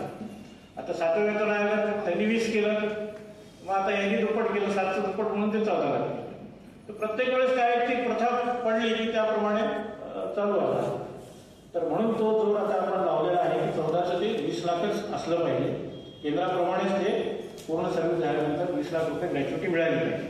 इंडस्ट्रीयल म्हणजे कामगार वर्ग जे आहे, अगदी शासनाची जी महामंडळ आहे महाराष्ट्र शासनाची, तिथे सुद्धा 20 लाख रुपये हे अगदी लागू झालेलं आहे. आता मी ST महामंडळात डेप्युटेशनवर होतो. ST महामंडळाच्या तिथल्या अधिकाऱ्यांना मी 20 लाख रुपये ग्रॅच्युइटी दिलेली आहे, परंतु मला काही 20 लाख ग्रॅच्युइटी मिळाली नाही. तर हा अन्याय होतो. त्यामुळे आपण केंद्राप्रमाणे 20 लाख रुपये ग्रॅच्युइटी दिली पाहिजे, ही मागणी लावून धरलेली आहे. त्यानंतर दुसरा एक मुद्दा येतो तो इन्शुरन्स. आपला जो हेल्थ इन्शुरन्स आहे ते बऱ्याच मागे लागल्यानंतर शासनाने हेल्थ इन्शुरन्स मान्य केला, पण त्याचे जे हप्ते आहेत ते इतके वाढत चाललेले आहेत. आज 10 लाख रुपयाचा विमा घ्यायचा म्हटलं तर 1 लाखाच्या वर त्याचा प्रीमियम चाललेला आहे. तर तो काय विमा पकडणार. आज त्याची संख्या जी आहे तो विमा घेणाऱ्यांची ती इतकी कमी होत चालली की अगदी 7-8 हजार लोकच फक्त प्रीमियम भरतात आणि ती संख्या कमी आहे म्हणून इन्शुरन्स मध्ये परवडत नाही, म्हणून ते प्रीमियम आणखी वाढतो. काय असतं इन्शुरन्स मध्ये की त्याचा जो मॉर्टॅलिटी रेट आहे तो कमी केव्हा होतो, तर जेव्हा यंग लोक त्यामध्ये असतील तर ते ॲव्हरेज आउट होऊन त्याचा दर कमी होतो. पण फक्त पेन्शन जर घेतले तर नॅचरली आजारी पडणाऱ्यांची संख्या मॉर्टॅलिटी रेट हा जास्त असतो आणि त्यामुळे इन्शुरन्सचा प्रीमियम जो आहे तो सुद्धा जास्त आहे. म्हणून आपण शासनाला असं सुचवलं होतं की तुम्ही फॅमिली फ्लोटर स्कीम करा. आणि आज जी कर्मचाऱ्यांना आपण रिएम्बर्समेंट देतो, तर तो जो काही आपण खर्च करतो तर तो तुम्ही प्रीमियम म्हणून भरा आणि हे काम इन्शुरन्सकडे द्या, कंपनीकडे, आणि कॉमन करा, सगळ्यांसाठी ते करा. पेन्शनर्सनाही करा, त्यांच्या फॅमिलीला करा, कर्मचाऱ्यांनाही करा. कर्मचाऱ्यांना सुद्धा सहजपणे ते पैसे मिळतील. आज जो काही द्राविडी प्राणायाम करावा लागतो ते सिव्हिल सर्जनकडे खेटाय घाला, तिथे पैसे खर्च करा, हे सगळं न होता इन्शुरन्सचे पैसे त्यांना सहजपणे मिळू शकतील. तर त्याचा विचार देखील करण्याची गरज आहे. आणि केंद्रामध्ये दरमहा 1000 रुपये त्यांनी मेडिकल अलाउन्स दिलेला आहे, तर तो आपल्याला द्यावा अशी मागणी आपण शासनाकडे केलेली आहे. त्यानंतर शिक्षकांचे खूप प्रश्न, आपल्या सरकारी कर्मचारी बाकीच्यांपेक्षा शिक्षकांचे प्रश्न आणखी जास्त सिरियस आहे. त्यांना 1 तारखेला कधी पेन्शनच मिळत नाही. त्यानंतर सगळे आधी 15-20 तारखेपर्यंत त्यांचे पेन्शन चालू असते, त्यांचे ग्रँट्स त्यांना वेळेवर मिळत नाही. त्यानंतर आता इथे आपल्याकडे केंद्र प्रमुख जिल्हा परिषदेचे शिक्षक नसतील, त्यामुळे तो विषय मी फारसा इथे चर्चा करत नाही. त्यांच्या उपदान आणि अंशराशीकरणाच्या रक्कमा वेळेवर मिळत नाही. 7व्या वेतन आयोगाच्या थकबाकीचा त्यांचा अजून पहिला हप्ता सुद्धा मिळाला नाही. अनेकांना पहिला, दुसरा, तिसरा सगळे त्यांचे हप्ते पेंडिंग आहे. त्यानंतर नगरपालिकामधून जे रिटायर होतात त्यांचे तर हाल आपल्या सगळ्यांपेक्षा आणखी खराब, त्यांना अनुदानच मिळत नाही. काय झालं, 11 सगळे सोर्सेस जे आहेत ते शासनाने काढून घेतले जीएसटी आल्यानंतर. आता काय झालं की शासनाच्या ग्रँटवर या सगळ्या संस्था अवलंबून राहतात आणि ते अनुदान पुरत नसल्यामुळे या नगरपालिकाच्या लोकांना रक्कमा मिळतच नाही लवकर. त्यामुळे शासनाने त्यांना देय रक्कमा मिळण्यासाठी 100% अनुदान द्यावं ही एक मागणी आपण केलेली आहे. त्यानंतर प्रथा अशी पडलेली आहे की केंद्राने पुढचा दिला म्हणजे मग आपण मागचं देऊ. म्हणजे आता केंद्राने जानेवारीचा दिला की मग आपण जुलैचं द्या. तर हे काय दात करून पोट भरण्याचा प्रकार आहे. तुम्हाला द्यायचं तर आहे, थकबाकीचं द्यावंच लागणार आहे, मग केवळ ते दिले करून काय साध्य करतं शासन, हे आम्ही अनेकदा सचिवांना बोललेलो आहोत, पण ते अजून काही सवय जात नाही. त्यामुळे दरवेळेस आपल्याला खरं म्हणजे ही मागणी करायची वेळच नाही आली पाहिजे. मागणी भत्ता ऑटोमॅटिकली दिला पाहिजे. केंद्राने दिला त्या महिन्यात नाही, पुढच्या महिन्यात शासनाने द्यायलाच पाहिजे. परंतु ती सुद्धा मागणी आपल्याला करावी लागते. जी विधवा मुलगी आहे, ती लग्न होऊन गेली पण विधवा म्हणून परत आली आणि ती आईवडिलांवर अवलंबून आहे, तर तिला कुटुंब निवृत्ती वेतनाचा फायदा द्यावा अशी एक मागणी आपण केलेली आहे. आणि आणखी एक गटविमा योजनेबद्दल एक आपली मागणी आहे की काय होतं की माणूस रिटायर झाला की आपल्याला GISचे जे काही पैसे आहेत आपल्याला मिळतात. तर GIS मध्ये 2 भाग असतात. एक असतो तो बचतीचा भाग असतो आणि एक जो भाग आहे तो इन्शुरन्सचा भाग असतो. तर इन्शुरन्सचा भाग काही आपल्याला परत मिळत नाही, तो मिळू नये, कारण इन्शुरन्स म्हणजे जो कोणी गेला तरच तो इन्शुरन्सचा पैसा देण्याचा प्रश्न येतो. परंतु बचतीचा भाग आपल्याला व्याजासह आपल्या रिटायरमेंटच्या वेळेस मिळतो. आता LIC सारख्या ज्या संस्था आहेत तर तिथे त्यांनी काय केलं की जे रिटायर झाले त्यांचं इन्शुरन्सचं पार्ट ते चालू होतं. म्हणजे जो प्रीमियम आहे इन्शुरन्सचा, म्हणजे समजा आपलं 100 रुपये जर आपला समजा असेल तर त्याच्यामध्ये 70 रुपये हे सेव्हिंगचे आणि 30 रुपये हे इन्शुरन्सचे असतात. तर ते 30 रुपये पुढे चालू होतं. त्यामुळे जरी तो 70 वर्षात झाला, 75 वर्षात झाला आणि जर कोणाचा मृत्यू झाला त्या कर्मचाऱ्याचा रिटायर, तर त्याला ते GISचे पैसे मिळतात, इन्शुरन्सचा पार्ट त्याला मिळतो. तर तसं आपल्या राज्य शासनामध्ये सुद्धा रिटायर झाल्यावर त्याचं सगळं बंद न करता त्याचा इन्शुरन्स पार्ट पुढे चालू ठेवावा अशी एक मागणी आपण करतो आहोत. याशिवाय सुद्धा आपल्या ज्या संघटना आहेत निवृत्ती वेतनधारकांच्या, त्यांच्या ज्या महत्त्वाच्या मागण्या त्यांनी मांडल्या तर त्याचाही समावेश आपल्या मागण्यांमध्ये आपण करणार आहोत. तर पुन्हा एकदा आठवण देतो आपल्याला की 27 डिसेंबर रोजी आझाद मैदानावर आपल्याला लक्षवेध दिन साजरा करायचा आहे, त्यासाठी धरणं धरायचं आहे आणि त्यासाठी आपण मोठ्या संख्येने तिथे यावं. आपला प्रयत्न आहे कोणी नामवंत आपल्या मंत्र्यांनी वगैरे तिथे यावं. तर तिथे कमीत कमी आझाद मैदानावर लोक बोलल्यानंतर 1000 लोक तरी कमीत कमी तिथे असले पाहिजे. नाहीतर तो आपला काय यांच्या आंदोलनाला 5-50 लोक सुद्धा येत नाही असं एक चित्र तयार होईल. त्याच्यासाठी माझी आपल्याला विनंती आहे की आपण आपल्या सर्व सहकाऱ्यांना जे कोणी आपल्या संपर्कात असतील त्यांनाही याची कल्पना द्यावी आणि ज्यांना ज्यांना शक्य आहे त्यांनी जरूर तिथे उपस्थित राहावं. आणि त्यासाठी आपल्याला 1.5 लाख रुपये खर्च आहे, तर त्याच्यासाठी आपल्याला जे काही शक्य आहे 1000 रुपये 500 ते आपण आर्थिक योगदान आपल्या संघटनेकडे जमा करावं, त्यातून तो खर्च करण्यात येईल. धन्यवाद. आपल्या मागण्या आपण शासनाला पाठवल्यात आणि त्यामध्ये आपल्या संस्थेच्या सुद्धा बऱ्याचशा मागण्या आपण कव्हर केलेल्या आहेत. आणखी त्यापैकी मी आपल्याला एक नंबरमध्ये सुचवू इच्छितो की आपण आपल्या संघटनेने गव्हर्नमेंटला लिहिलेलं आहे की सेवानिवृत्त विद्यार्थ्यांना मंत्रालय आणि प्रशासकाला प्रवेश करण्यासाठी परवानगी मिळाली. कारण आम्ही जेव्हा शासनाचे आहे आणि म्हणून आपण जर आम्हाला सुद्धा ते प्रवेश द्यावा अशी एक मागणी आपण केलेली आहे. दुसरं आपण केलेले आहे संस्थेमार्फत की आपल्या पेन्शनर्सला इन्कम टॅक्समधून सूट मिळाली, ती सुद्धा आपण आपल्या विचारात घ्यावी अशी आपल्याला विनंती करतो. फार कमी आहे आणि जे आहे त्या अगदी शेवटच्या डब्यामध्ये तिथं आपण पोहोचू शकत नाही. तर मध्ये आपल्या जनरल सभेमध्ये लोकांनी ठराव मांडला होता आणि तो आपण मंजूर केला आणि शासनाला पाठवलंय. आणि इतकंच नव्हे तर आपण रेल्वे मंत्री वैष्णव साहेबांना सुद्धा ते आपण कळवलेलं आहे. आणखी एक गोष्ट म्हणजे सेंट्रल गव्हर्नमेंट त्यांच्या कर्मचाऱ्यांना एक सीजीएस म्हणून त्यांची काहीतरी वेगळे त्यांना इन्शुरन्स मिळत जातं कुटुंबाला की त्या फॅमिलीला पूर्ण औषधं फ्री दिलं जातं. पण काही एरिया जो त्याच्यामध्ये नसतो त्यांना मात्र 1000 रुपये त्यांना पेन्शनमध्ये दिले जातात वैद्यकीकरणासाठी. आणि या बाबत सुद्धा आपण प्रस्ताव शासनाला पाठवलेला आहे. आम्ही आपल्याला पुन्हा जो देतो तो सुद्धा आपण त्याचा करावा अशी करतो. आणि जोडे साहेब आपण आहोत, आम्ही तुमच्यावर नक्कीच आहोत याचे काम करतो. साहेब पोलीस आयुक्त निवृत्त श्री धनराज भंडारी साहेब यांना मी विनंती करेन की आजच्या कार्यक्रमाच्या अनुषंगानं आपण मार्गदर्शन करावं. आणि आभारही मानतो की त्यांनी आवर्जून मला उपस्थित राहण्याची विनंती केली आणि म्हणून तुमच्याशी 2 मिनिटं बोलण्याची संधी मिळाली. पेन्शनबद्दल मागण्यांबद्दल डोंगरे सर, तुम्ही कुलते साहेब काटकरांनी जे विषय मांडले हे सगळं ऐकत असताना एक गोष्ट प्रामुख्याने लक्षात येते की जन्माला आलो तिथपासून आता मरायला टेकलो तिथपर्यंत संघर्ष आणि संघर्ष आणि संघर्षच करायचा. पेन्शनसाठी संघर्ष करायचा, शाळेत दाखला काढण्यासाठी संघर्ष करायला लागला होता, नोकरी मिळवण्यासाठी कॉम्पिटेटिव्ह परीक्षा काय काय संघर्ष करावा लागला. हा संघर्ष काही आपल्याला आयुष्यात सुटणारा नाही. ही परिस्थिती का अशी होत आहे त्याचं एक महत्वाचं कारण माझ्या लक्षात आलंय. ते असं आहे की जी डेमोक्रेसी होती, लोकशाही होती, अजूनही आपल्याला भ्रम आहे की ही लोकशाही आहे. ही लोकशाही अजिबात राहिली नाही. त्याच्यामुळं कल्याणकारी राज्य, वेलफेअर स्टेट ऑफ फेअर जे असायचं, ती व्याख्या आता संपली आणि डेमोक्रेसीची जागा घेतली कॉर्पोरेटोक्रेसीने.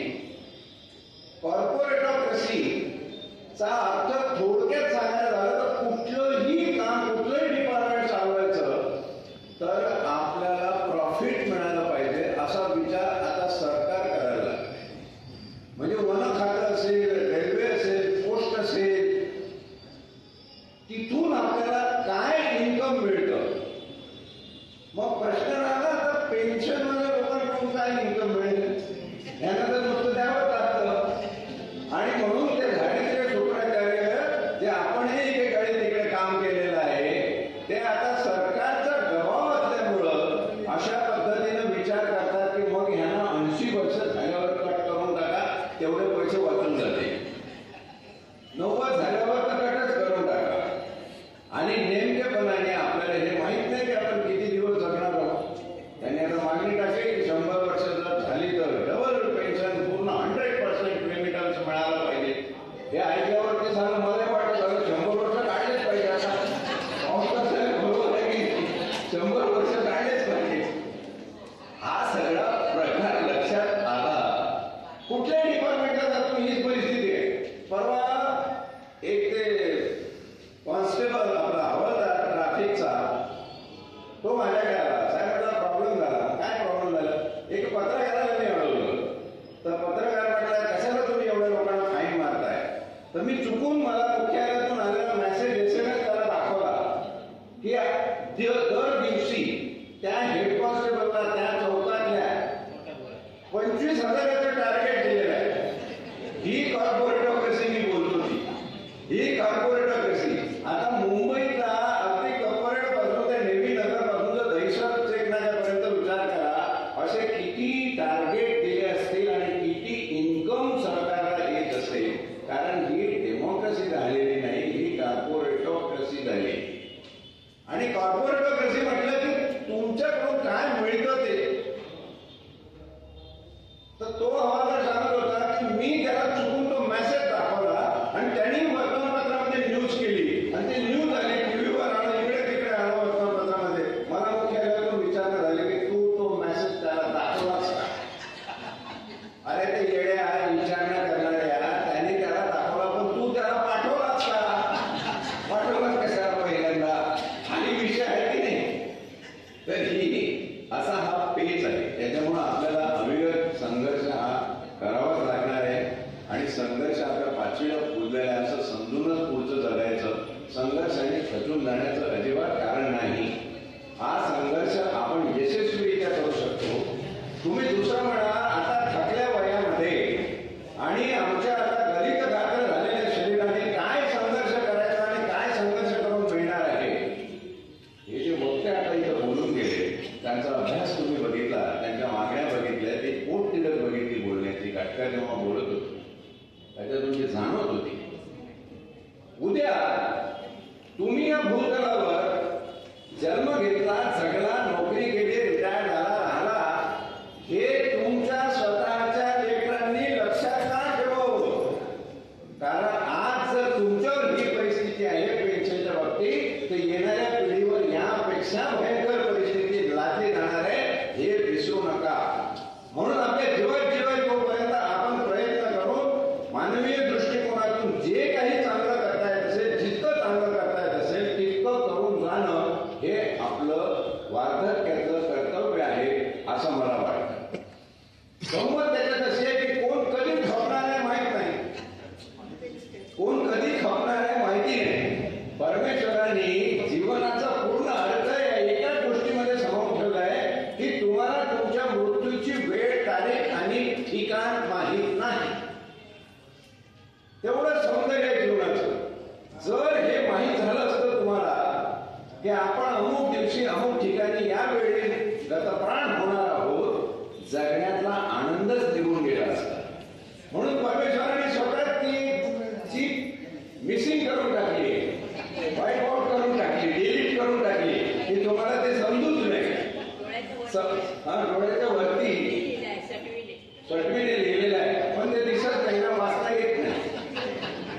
वाचता येत नाही, दिसत नाही, वाचताच येत नाही. तिथं लिहून ठेवलेलं आहे.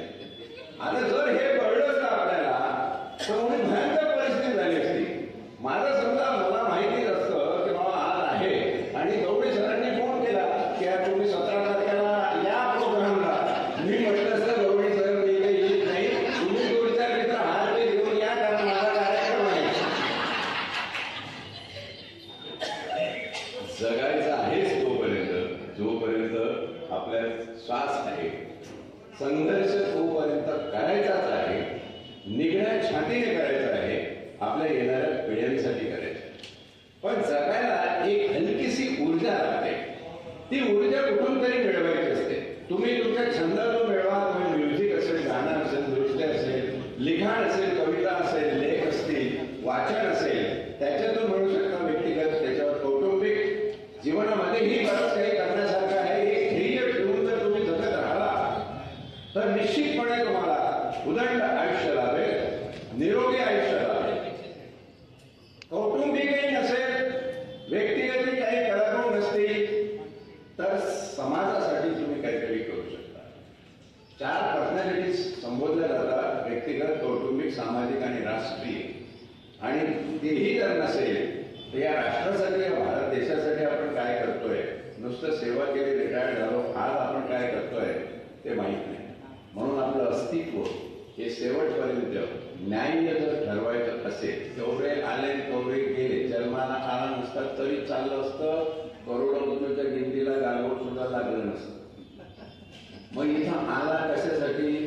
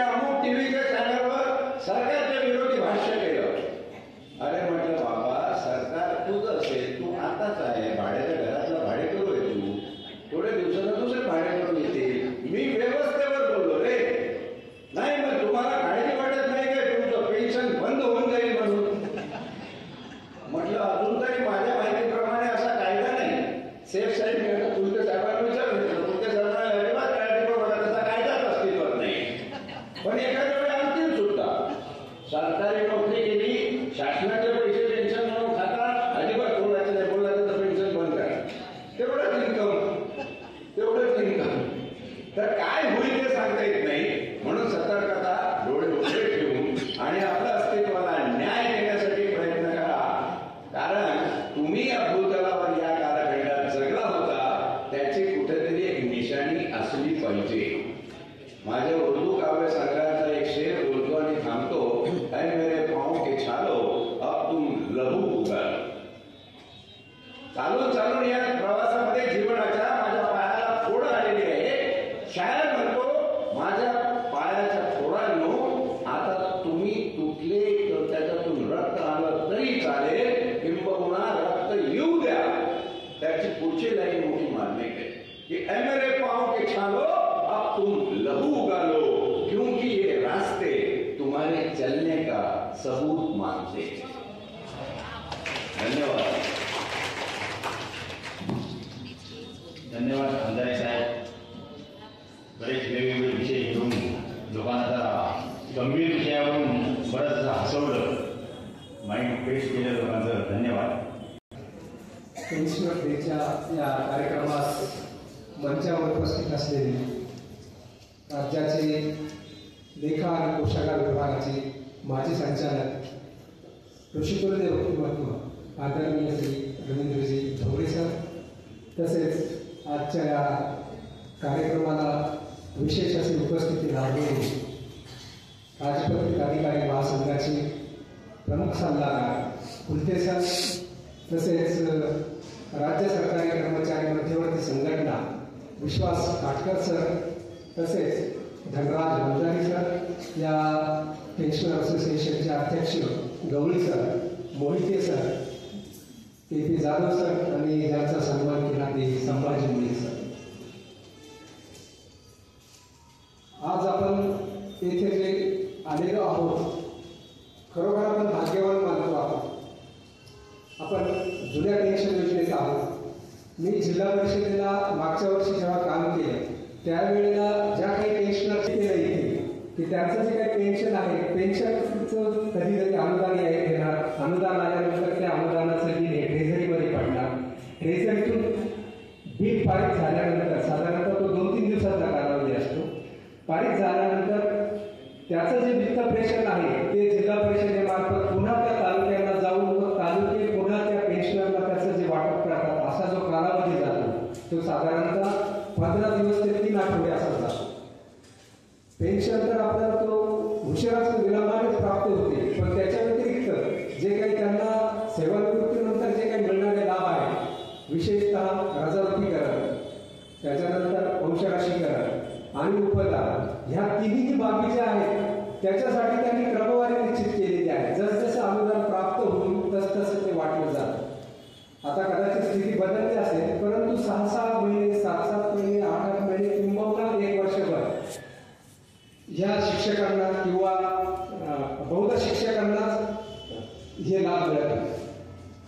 आणि दुसरा जो भाग आहे तो मी हा बघितला होता की आमच्याकडे स्थानिक निधी लेखा विभागातर्फे पण काही नगरपालिकांचं लेखा परीक्षण केलं जातं. एका नगरपालिकेच्या लेखा परीक्षणानंतर आम्हाला असं लक्षात आलं की त्या नगरपालिकेने जो काही पेन्शन फंड असेल किंवा त्यांचा रिझर्व्ह फंड असेल यामध्ये आयोग ज्या काही पुरेशा तरतुदी करायच्या असतात त्या काही केलेल्या नव्हत्या. आणि जे काही सेवानिवृत्त झालेले होते हे सेवानिवृत्त झालेल्या लोकांना आता पेन्शन कसं द्यायचं, तर त्यांनी एक अशी क्लुप्ती आखलेली होती की जो काही पेन्शनर जो काही रिटायर झालेला आहे त्या पेन्शनरलाच जे नगरपालिकेचे जे काही उत्पन्नाची साधनं आहेत, म्हणजे घरपट्टी असेल, पाणीपट्टी असेल, ही पाणीपट्टी आणि घरपट्टी त्या पेन्शनरने जाऊन वसूल करायची आणि त्याचं जे काही पेन्शन आहे त्या पेन्शनच्या निम्मी रक्कम त्या मंथली त्या पेन्शनरला द्यायची. अशी स्थिती आम्हाला एका नगरपालिकेच्या बाबतीत आहे. तर ह्या दृष्टीने जर विचार केला तर आपण खरोखर राज्य शासकीय कर्मचारी जे काय ते नवीन जुन्या निवृत्ती वेतनाचा जो लाभ घेत आहोत तो निश्चित चांगला आहे. पेन्शनर डेच्या पूर्वसंध्येला कालच मी एक बातमी वाचली, सातारा जिल्ह्यामध्ये ती झाली. त्याच्यामध्ये एका सेवानिवृत्त वेतनधारकास त्याच्या मुलाने मारहाण केली. कारण काय तर तो त्याच्या बाबाला म्हणतोय की तू एकटाच निवृत्ती वेतन खातो. ही म्हणजे अशी ही जी काही म्हणजे दोघेही बाब आहे. तर आता जे सुरुवातीला प्रास्ताविकामध्ये सांगितलं गेलं की जे एक लँडमार्क जजमेंट झालं जिथे DS नकारा यांनी त्यांनी ती केस लढून पेन्शन ही दया नसून आपला हक्क आहे हे जेव्हा 1983 ला घोषित झालं, तर आपल्याला असं पुढे जाऊन म्हणायचं आहे की जशी ती दया नाही तसं ते कोणालाही द्या असं सुद्धा आपल्याला त्या पेन्शनच्या बाबत करायचं नाही. अधिकार एका कार्यालयात काम करत असताना आम्हाला काही त्रुटी जाणवतात. विशेषतः अशी त्रुटी जाणवते की आपण ज्या वेळेला निवृत्ती वेतन घेत असतो त्यावेळेला सुरुवातीला भविष्यामध्ये जेव्हा तो नियमित निवृत्ती वेतन धारक मयत होतो किंवा त्याच्यानंतर त्याचं कुटुंब निवृत्ती वेतन धारक सुद्धा मयत होतो, त्यानंतर जे काही त्याची हयातकालीन थकबाकी कोणाला द्यायची असा पेच प्रसंग निर्माण होतो आणि त्यावर जी काही लिगल रेमेडी आहे ती म्हणजे कोर्टाचं सक्सेशन सर्टिफिकेट प्राप्त करूनच असे लाभ त्याला देता येतात. आणि कोर्टाचं सक्सेशन सर्टिफिकेट जर घ्यायचं असेल तर फार मोठा तो खर्च असतो. त्यामुळे पेन्शनरने आपली अशी निश्चिती करून घ्यावी की आपण आपलं नामनिर्देशन दिलेलं आहे किंवा त्यांना नामनिर्देशन सद्यस्थितीत सुद्धा देता येऊ शकतं.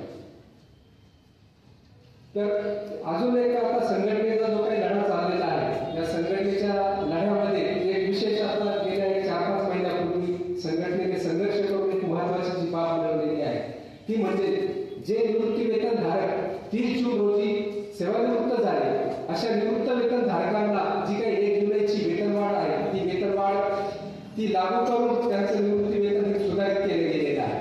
म्हणजे एकंदरीत जे काही शासनाच्या स्तरावर जसे केंद्र शासनाने निर्णय घेतलेले आहेत एकंदरीत तशी वाटचाल आहे की तसे लाभ देण्याचे. तर आपण या प्रसंगी आशा करूया की ज्या काही लक्षवेध दिनाच्या मागण्या आहेत त्या लक्षवेध दिनाच्या मागण्या निश्चितच भविष्यामध्ये मंजूर व्हाव्यात, साकार व्हाव्यात. कारण सरांनी एक मागणी सांगितली की निवृत्ती वेतन धारक आणि कुटुंब निवृत्ती वेतन धारकाच्या पश्चात विधवा मुलीला सुद्धा निवृत्ती वेतन धारक म्हणून लाभ मिळाला पाहिजे. ही जी तरतूद आहे ही तरतूद ऑल इंडिया सर्व्हिसेसच्या रूलमध्ये आहे आणि अशा स्वरूपाच्या जर तरतुदी आपल्याला समांतर स्वरूपात जर लागू झाल्या तर निश्चितच जे काही पेन्शनमध्ये खरोखर ज्या काही वंचित राहिलेले जे काही मुली आहेत त्यांना सुद्धा याचा लाभ मिळू शकतो.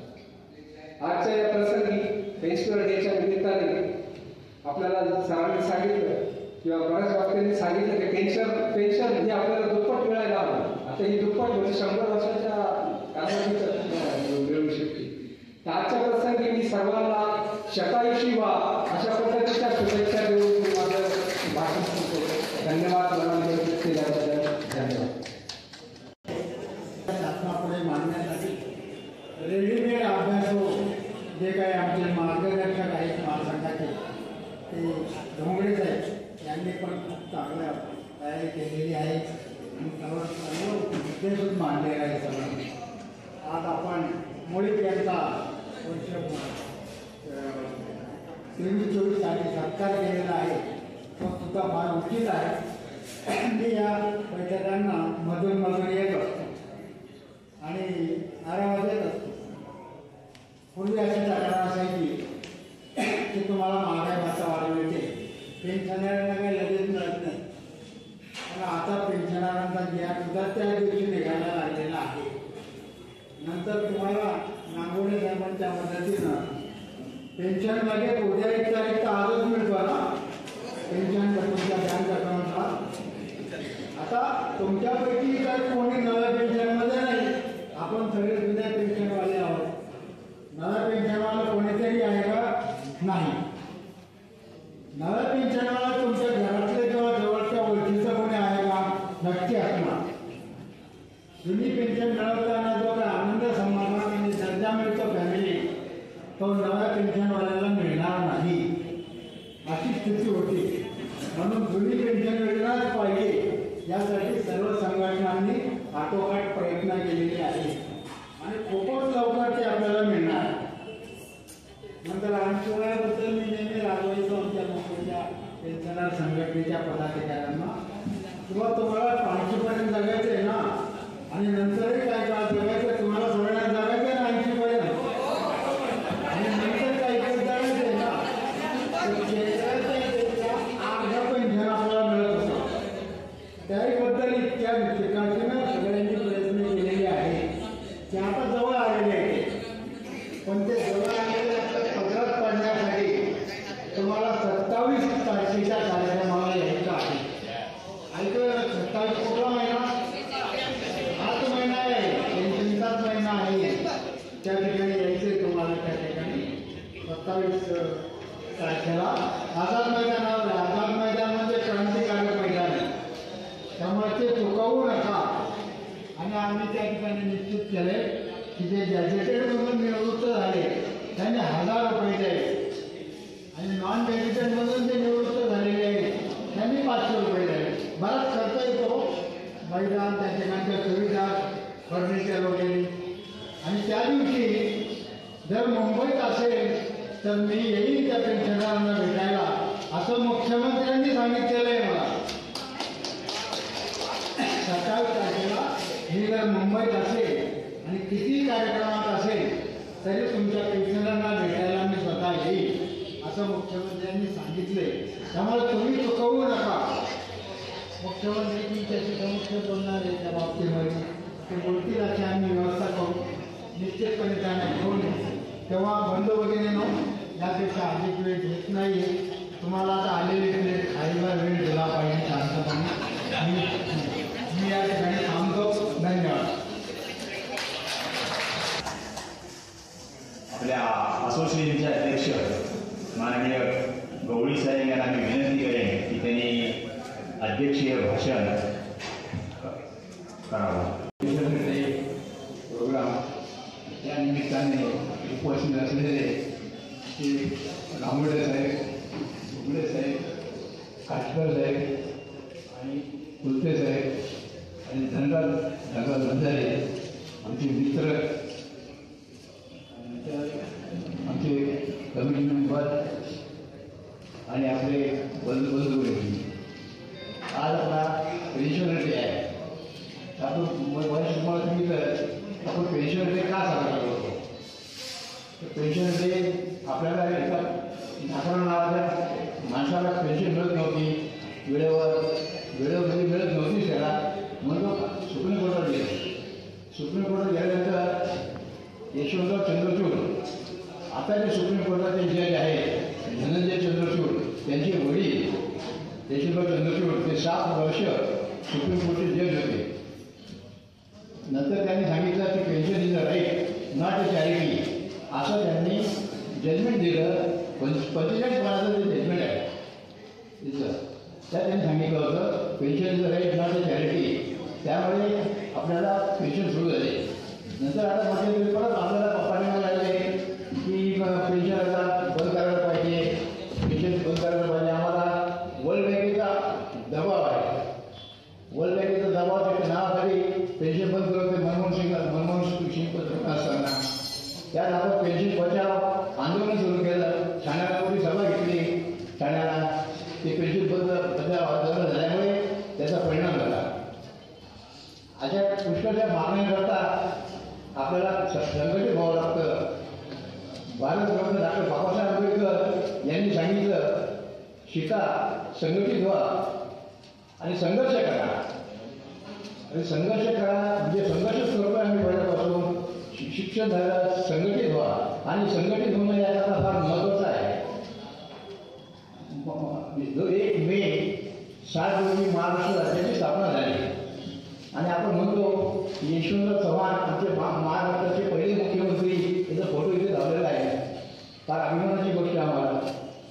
त्यांनी महाराष्ट्राचा मंगल कलश आणला आणि मंगल कलश महाराष्ट्रात आणल्यानंतर त्यांनी सांगितलं की शासन आणि प्रशासन यांनी एकत्र काम केलं पाहिजे.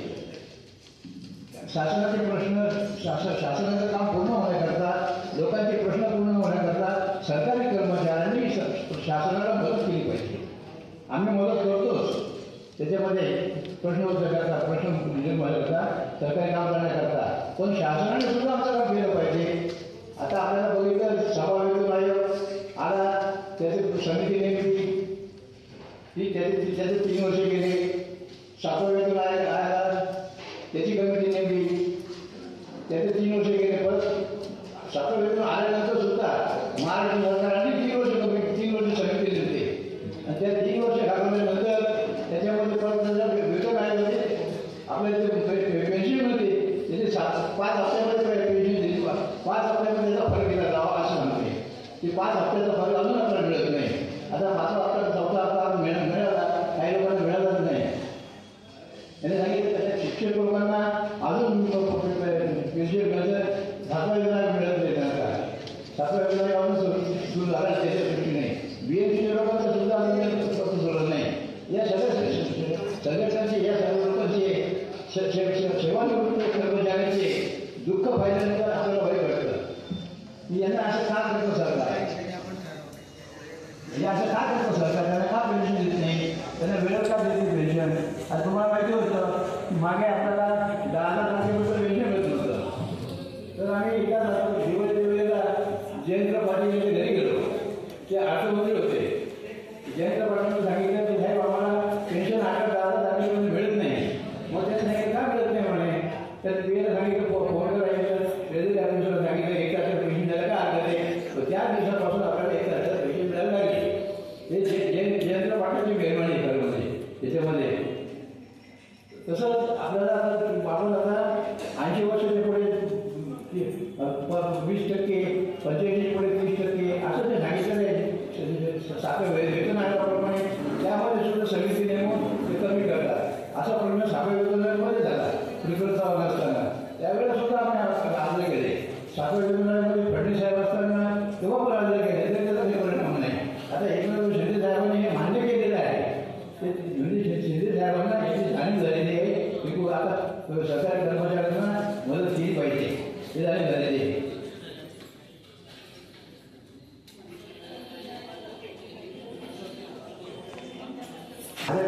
होणार आहोत त्यामुळे मी करतो ते होऊ दे पूर्ण सभासदांना मी विनंती करतो की मला माहिती सकाळी 11 वाजता 11:30 दरम्यान आझाद मैदानाला यावं.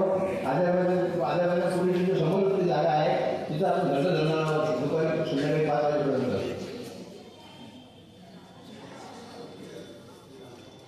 दिले जातात ते पण उशीर होतो हप्त्यामध्ये देऊ शकत नाही. आपण विचार झाल्यानंतर आपण इच्छा देऊ शकत नाही हे पण त्यांनी सांगितलं. त्याच्या अर्थ जे आहे त्या इन्शुरन्सच्या कंपनीला पण सांगितलेलं आहे.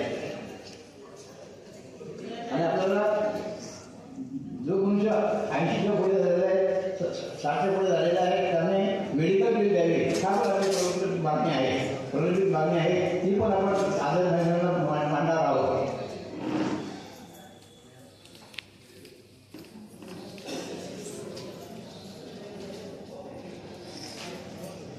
आपण कोर्टात सुद्धा जाऊ शकतो. कोर्टामध्ये चांगला वकील करण्याची आवश्यकता नाही. चांगला वकील करण्याची आवश्यकता नाही. आपण सिनियर सिटीजन म्हणून एक लेटर जरी दिलं that is treated as A writ petition. आपल्याला हा एक फायदा आहे त्याचा. जे काही आपल्या मागण्या आहेत ते आपल्याला करतो.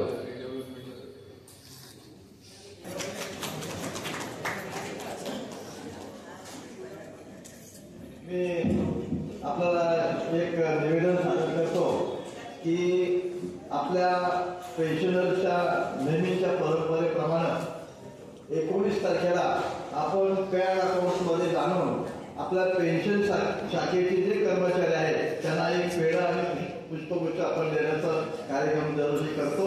तर आपल्या सर्व कार्यकर्त्यांनी आणि सभासदांनी ज्यांना शक्य होईल त्यांनी 19 तारखेला 3 वाजता पॅन अकाउंट ऑफिस इथे उपस्थित राहावे.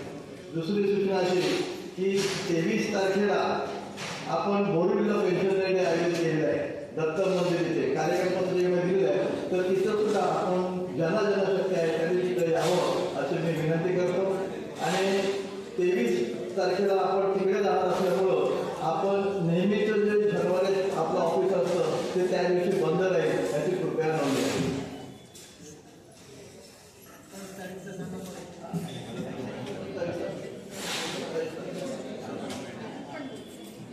सत्ताच्या संदर्भात मार्गदर्शन डोंगरे साहेबांनी कुर्ते साहेबांनी केलेलं आहे. 27 तारखेला आपली उपस्थिती प्रार्थनीय आहे. जास्तीत जास्त लोकांनी उपस्थित राहणं गरजेचं आहे. कुर्ते साहेब यांनी मगाशी त्यांच्या भाषणामध्ये ओघानं आवाहन केलेलं होतं की ज्यांना शक्य आहे त्यांनी 1000 रुपये आणि 500 रुपये द्यावेत. धनराज भंडारी साहेबांनी या ठिकाणी 1000 रुपये मुळीक यांनी 500 रुपये दिलेले आहेत. दोन्ही देणगीदारांचे मनपूर्वक धन्यवाद. आणि यानंतर आता कार्यक्रमाचा समारोप आणि राष्ट्रगीत हे 2च कार्यक्रम राहिलेले आहेत. ते साधारण 15 मिनिटात आटोपतील. तुम्ही सरचिटणीस आहेत आणि नागपूर असू दे की दिल्ली असू दे, दिल्लीला आंदोलन झालं होतं 1 दिवसासाठी. तिथेही त्यांनी आपली हजेरी लावली होती. आमची त्यांची भेट झाली होती. आम्ही पण त्या आंदोलनात होतो. तर अशा प्रकारे ते या नवीन pension scheme, old pension scheme लागावी म्हणून जिथे जिथे आंदोलन होतात तिथे तिथे हजेरी लावतात. आज आपल्या कार्यक्रमाला येऊन त्यांनी शोभा वाढवली. त्यांचे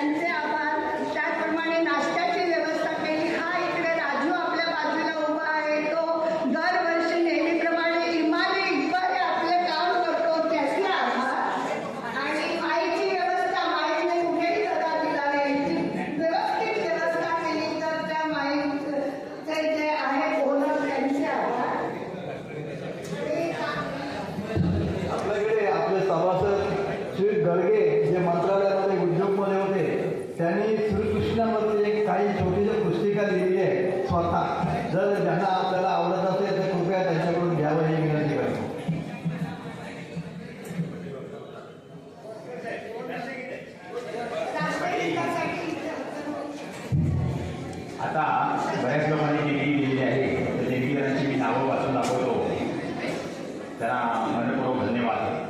कुलते साहेब 1000 रुपये, संभाजीराव मोळी 500 रुपये, NK जोशी 500 रुपये, ज्योती पंढरी घाग 1000 रुपये, DCP साहेब चंद्रकांत पावसकर यांनी 1000 रुपये दिलेले आहेत. छाया मालगुणकर 500 रुपये, सुनीता शशिकांत चव्हाण 500 रुपये, निलिमा ठाकूर 500 रुपये. त्याप्रमाणे आपल्याला देणगी आंदोलनासाठी देणगी स्वरूपात रक्कम मिळालेली आहे, त्याने धन्यवाद. त्यानंतर चित्रा पवार यांनी 500 रुपये दिलेले आहेत आणि आपल्या उपाध्यक्षा ज्योती गांधी यांनी 500 रुपये दिलेले आहेत. सर्व देणगीदारांना आंदोलनासाठी जे पैसे दिले त्यांना मनपूर्वक धन्यवाद. आता राष्ट्रगीत होईल आणि कार्यक्रमाची सांगता होईल.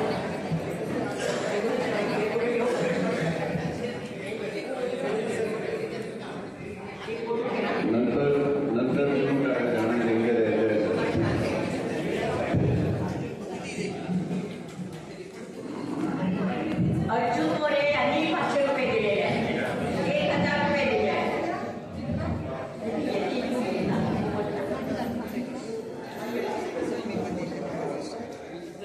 राष्ट्रगीत होऊ द्या, नंतर ते सुरू राहील.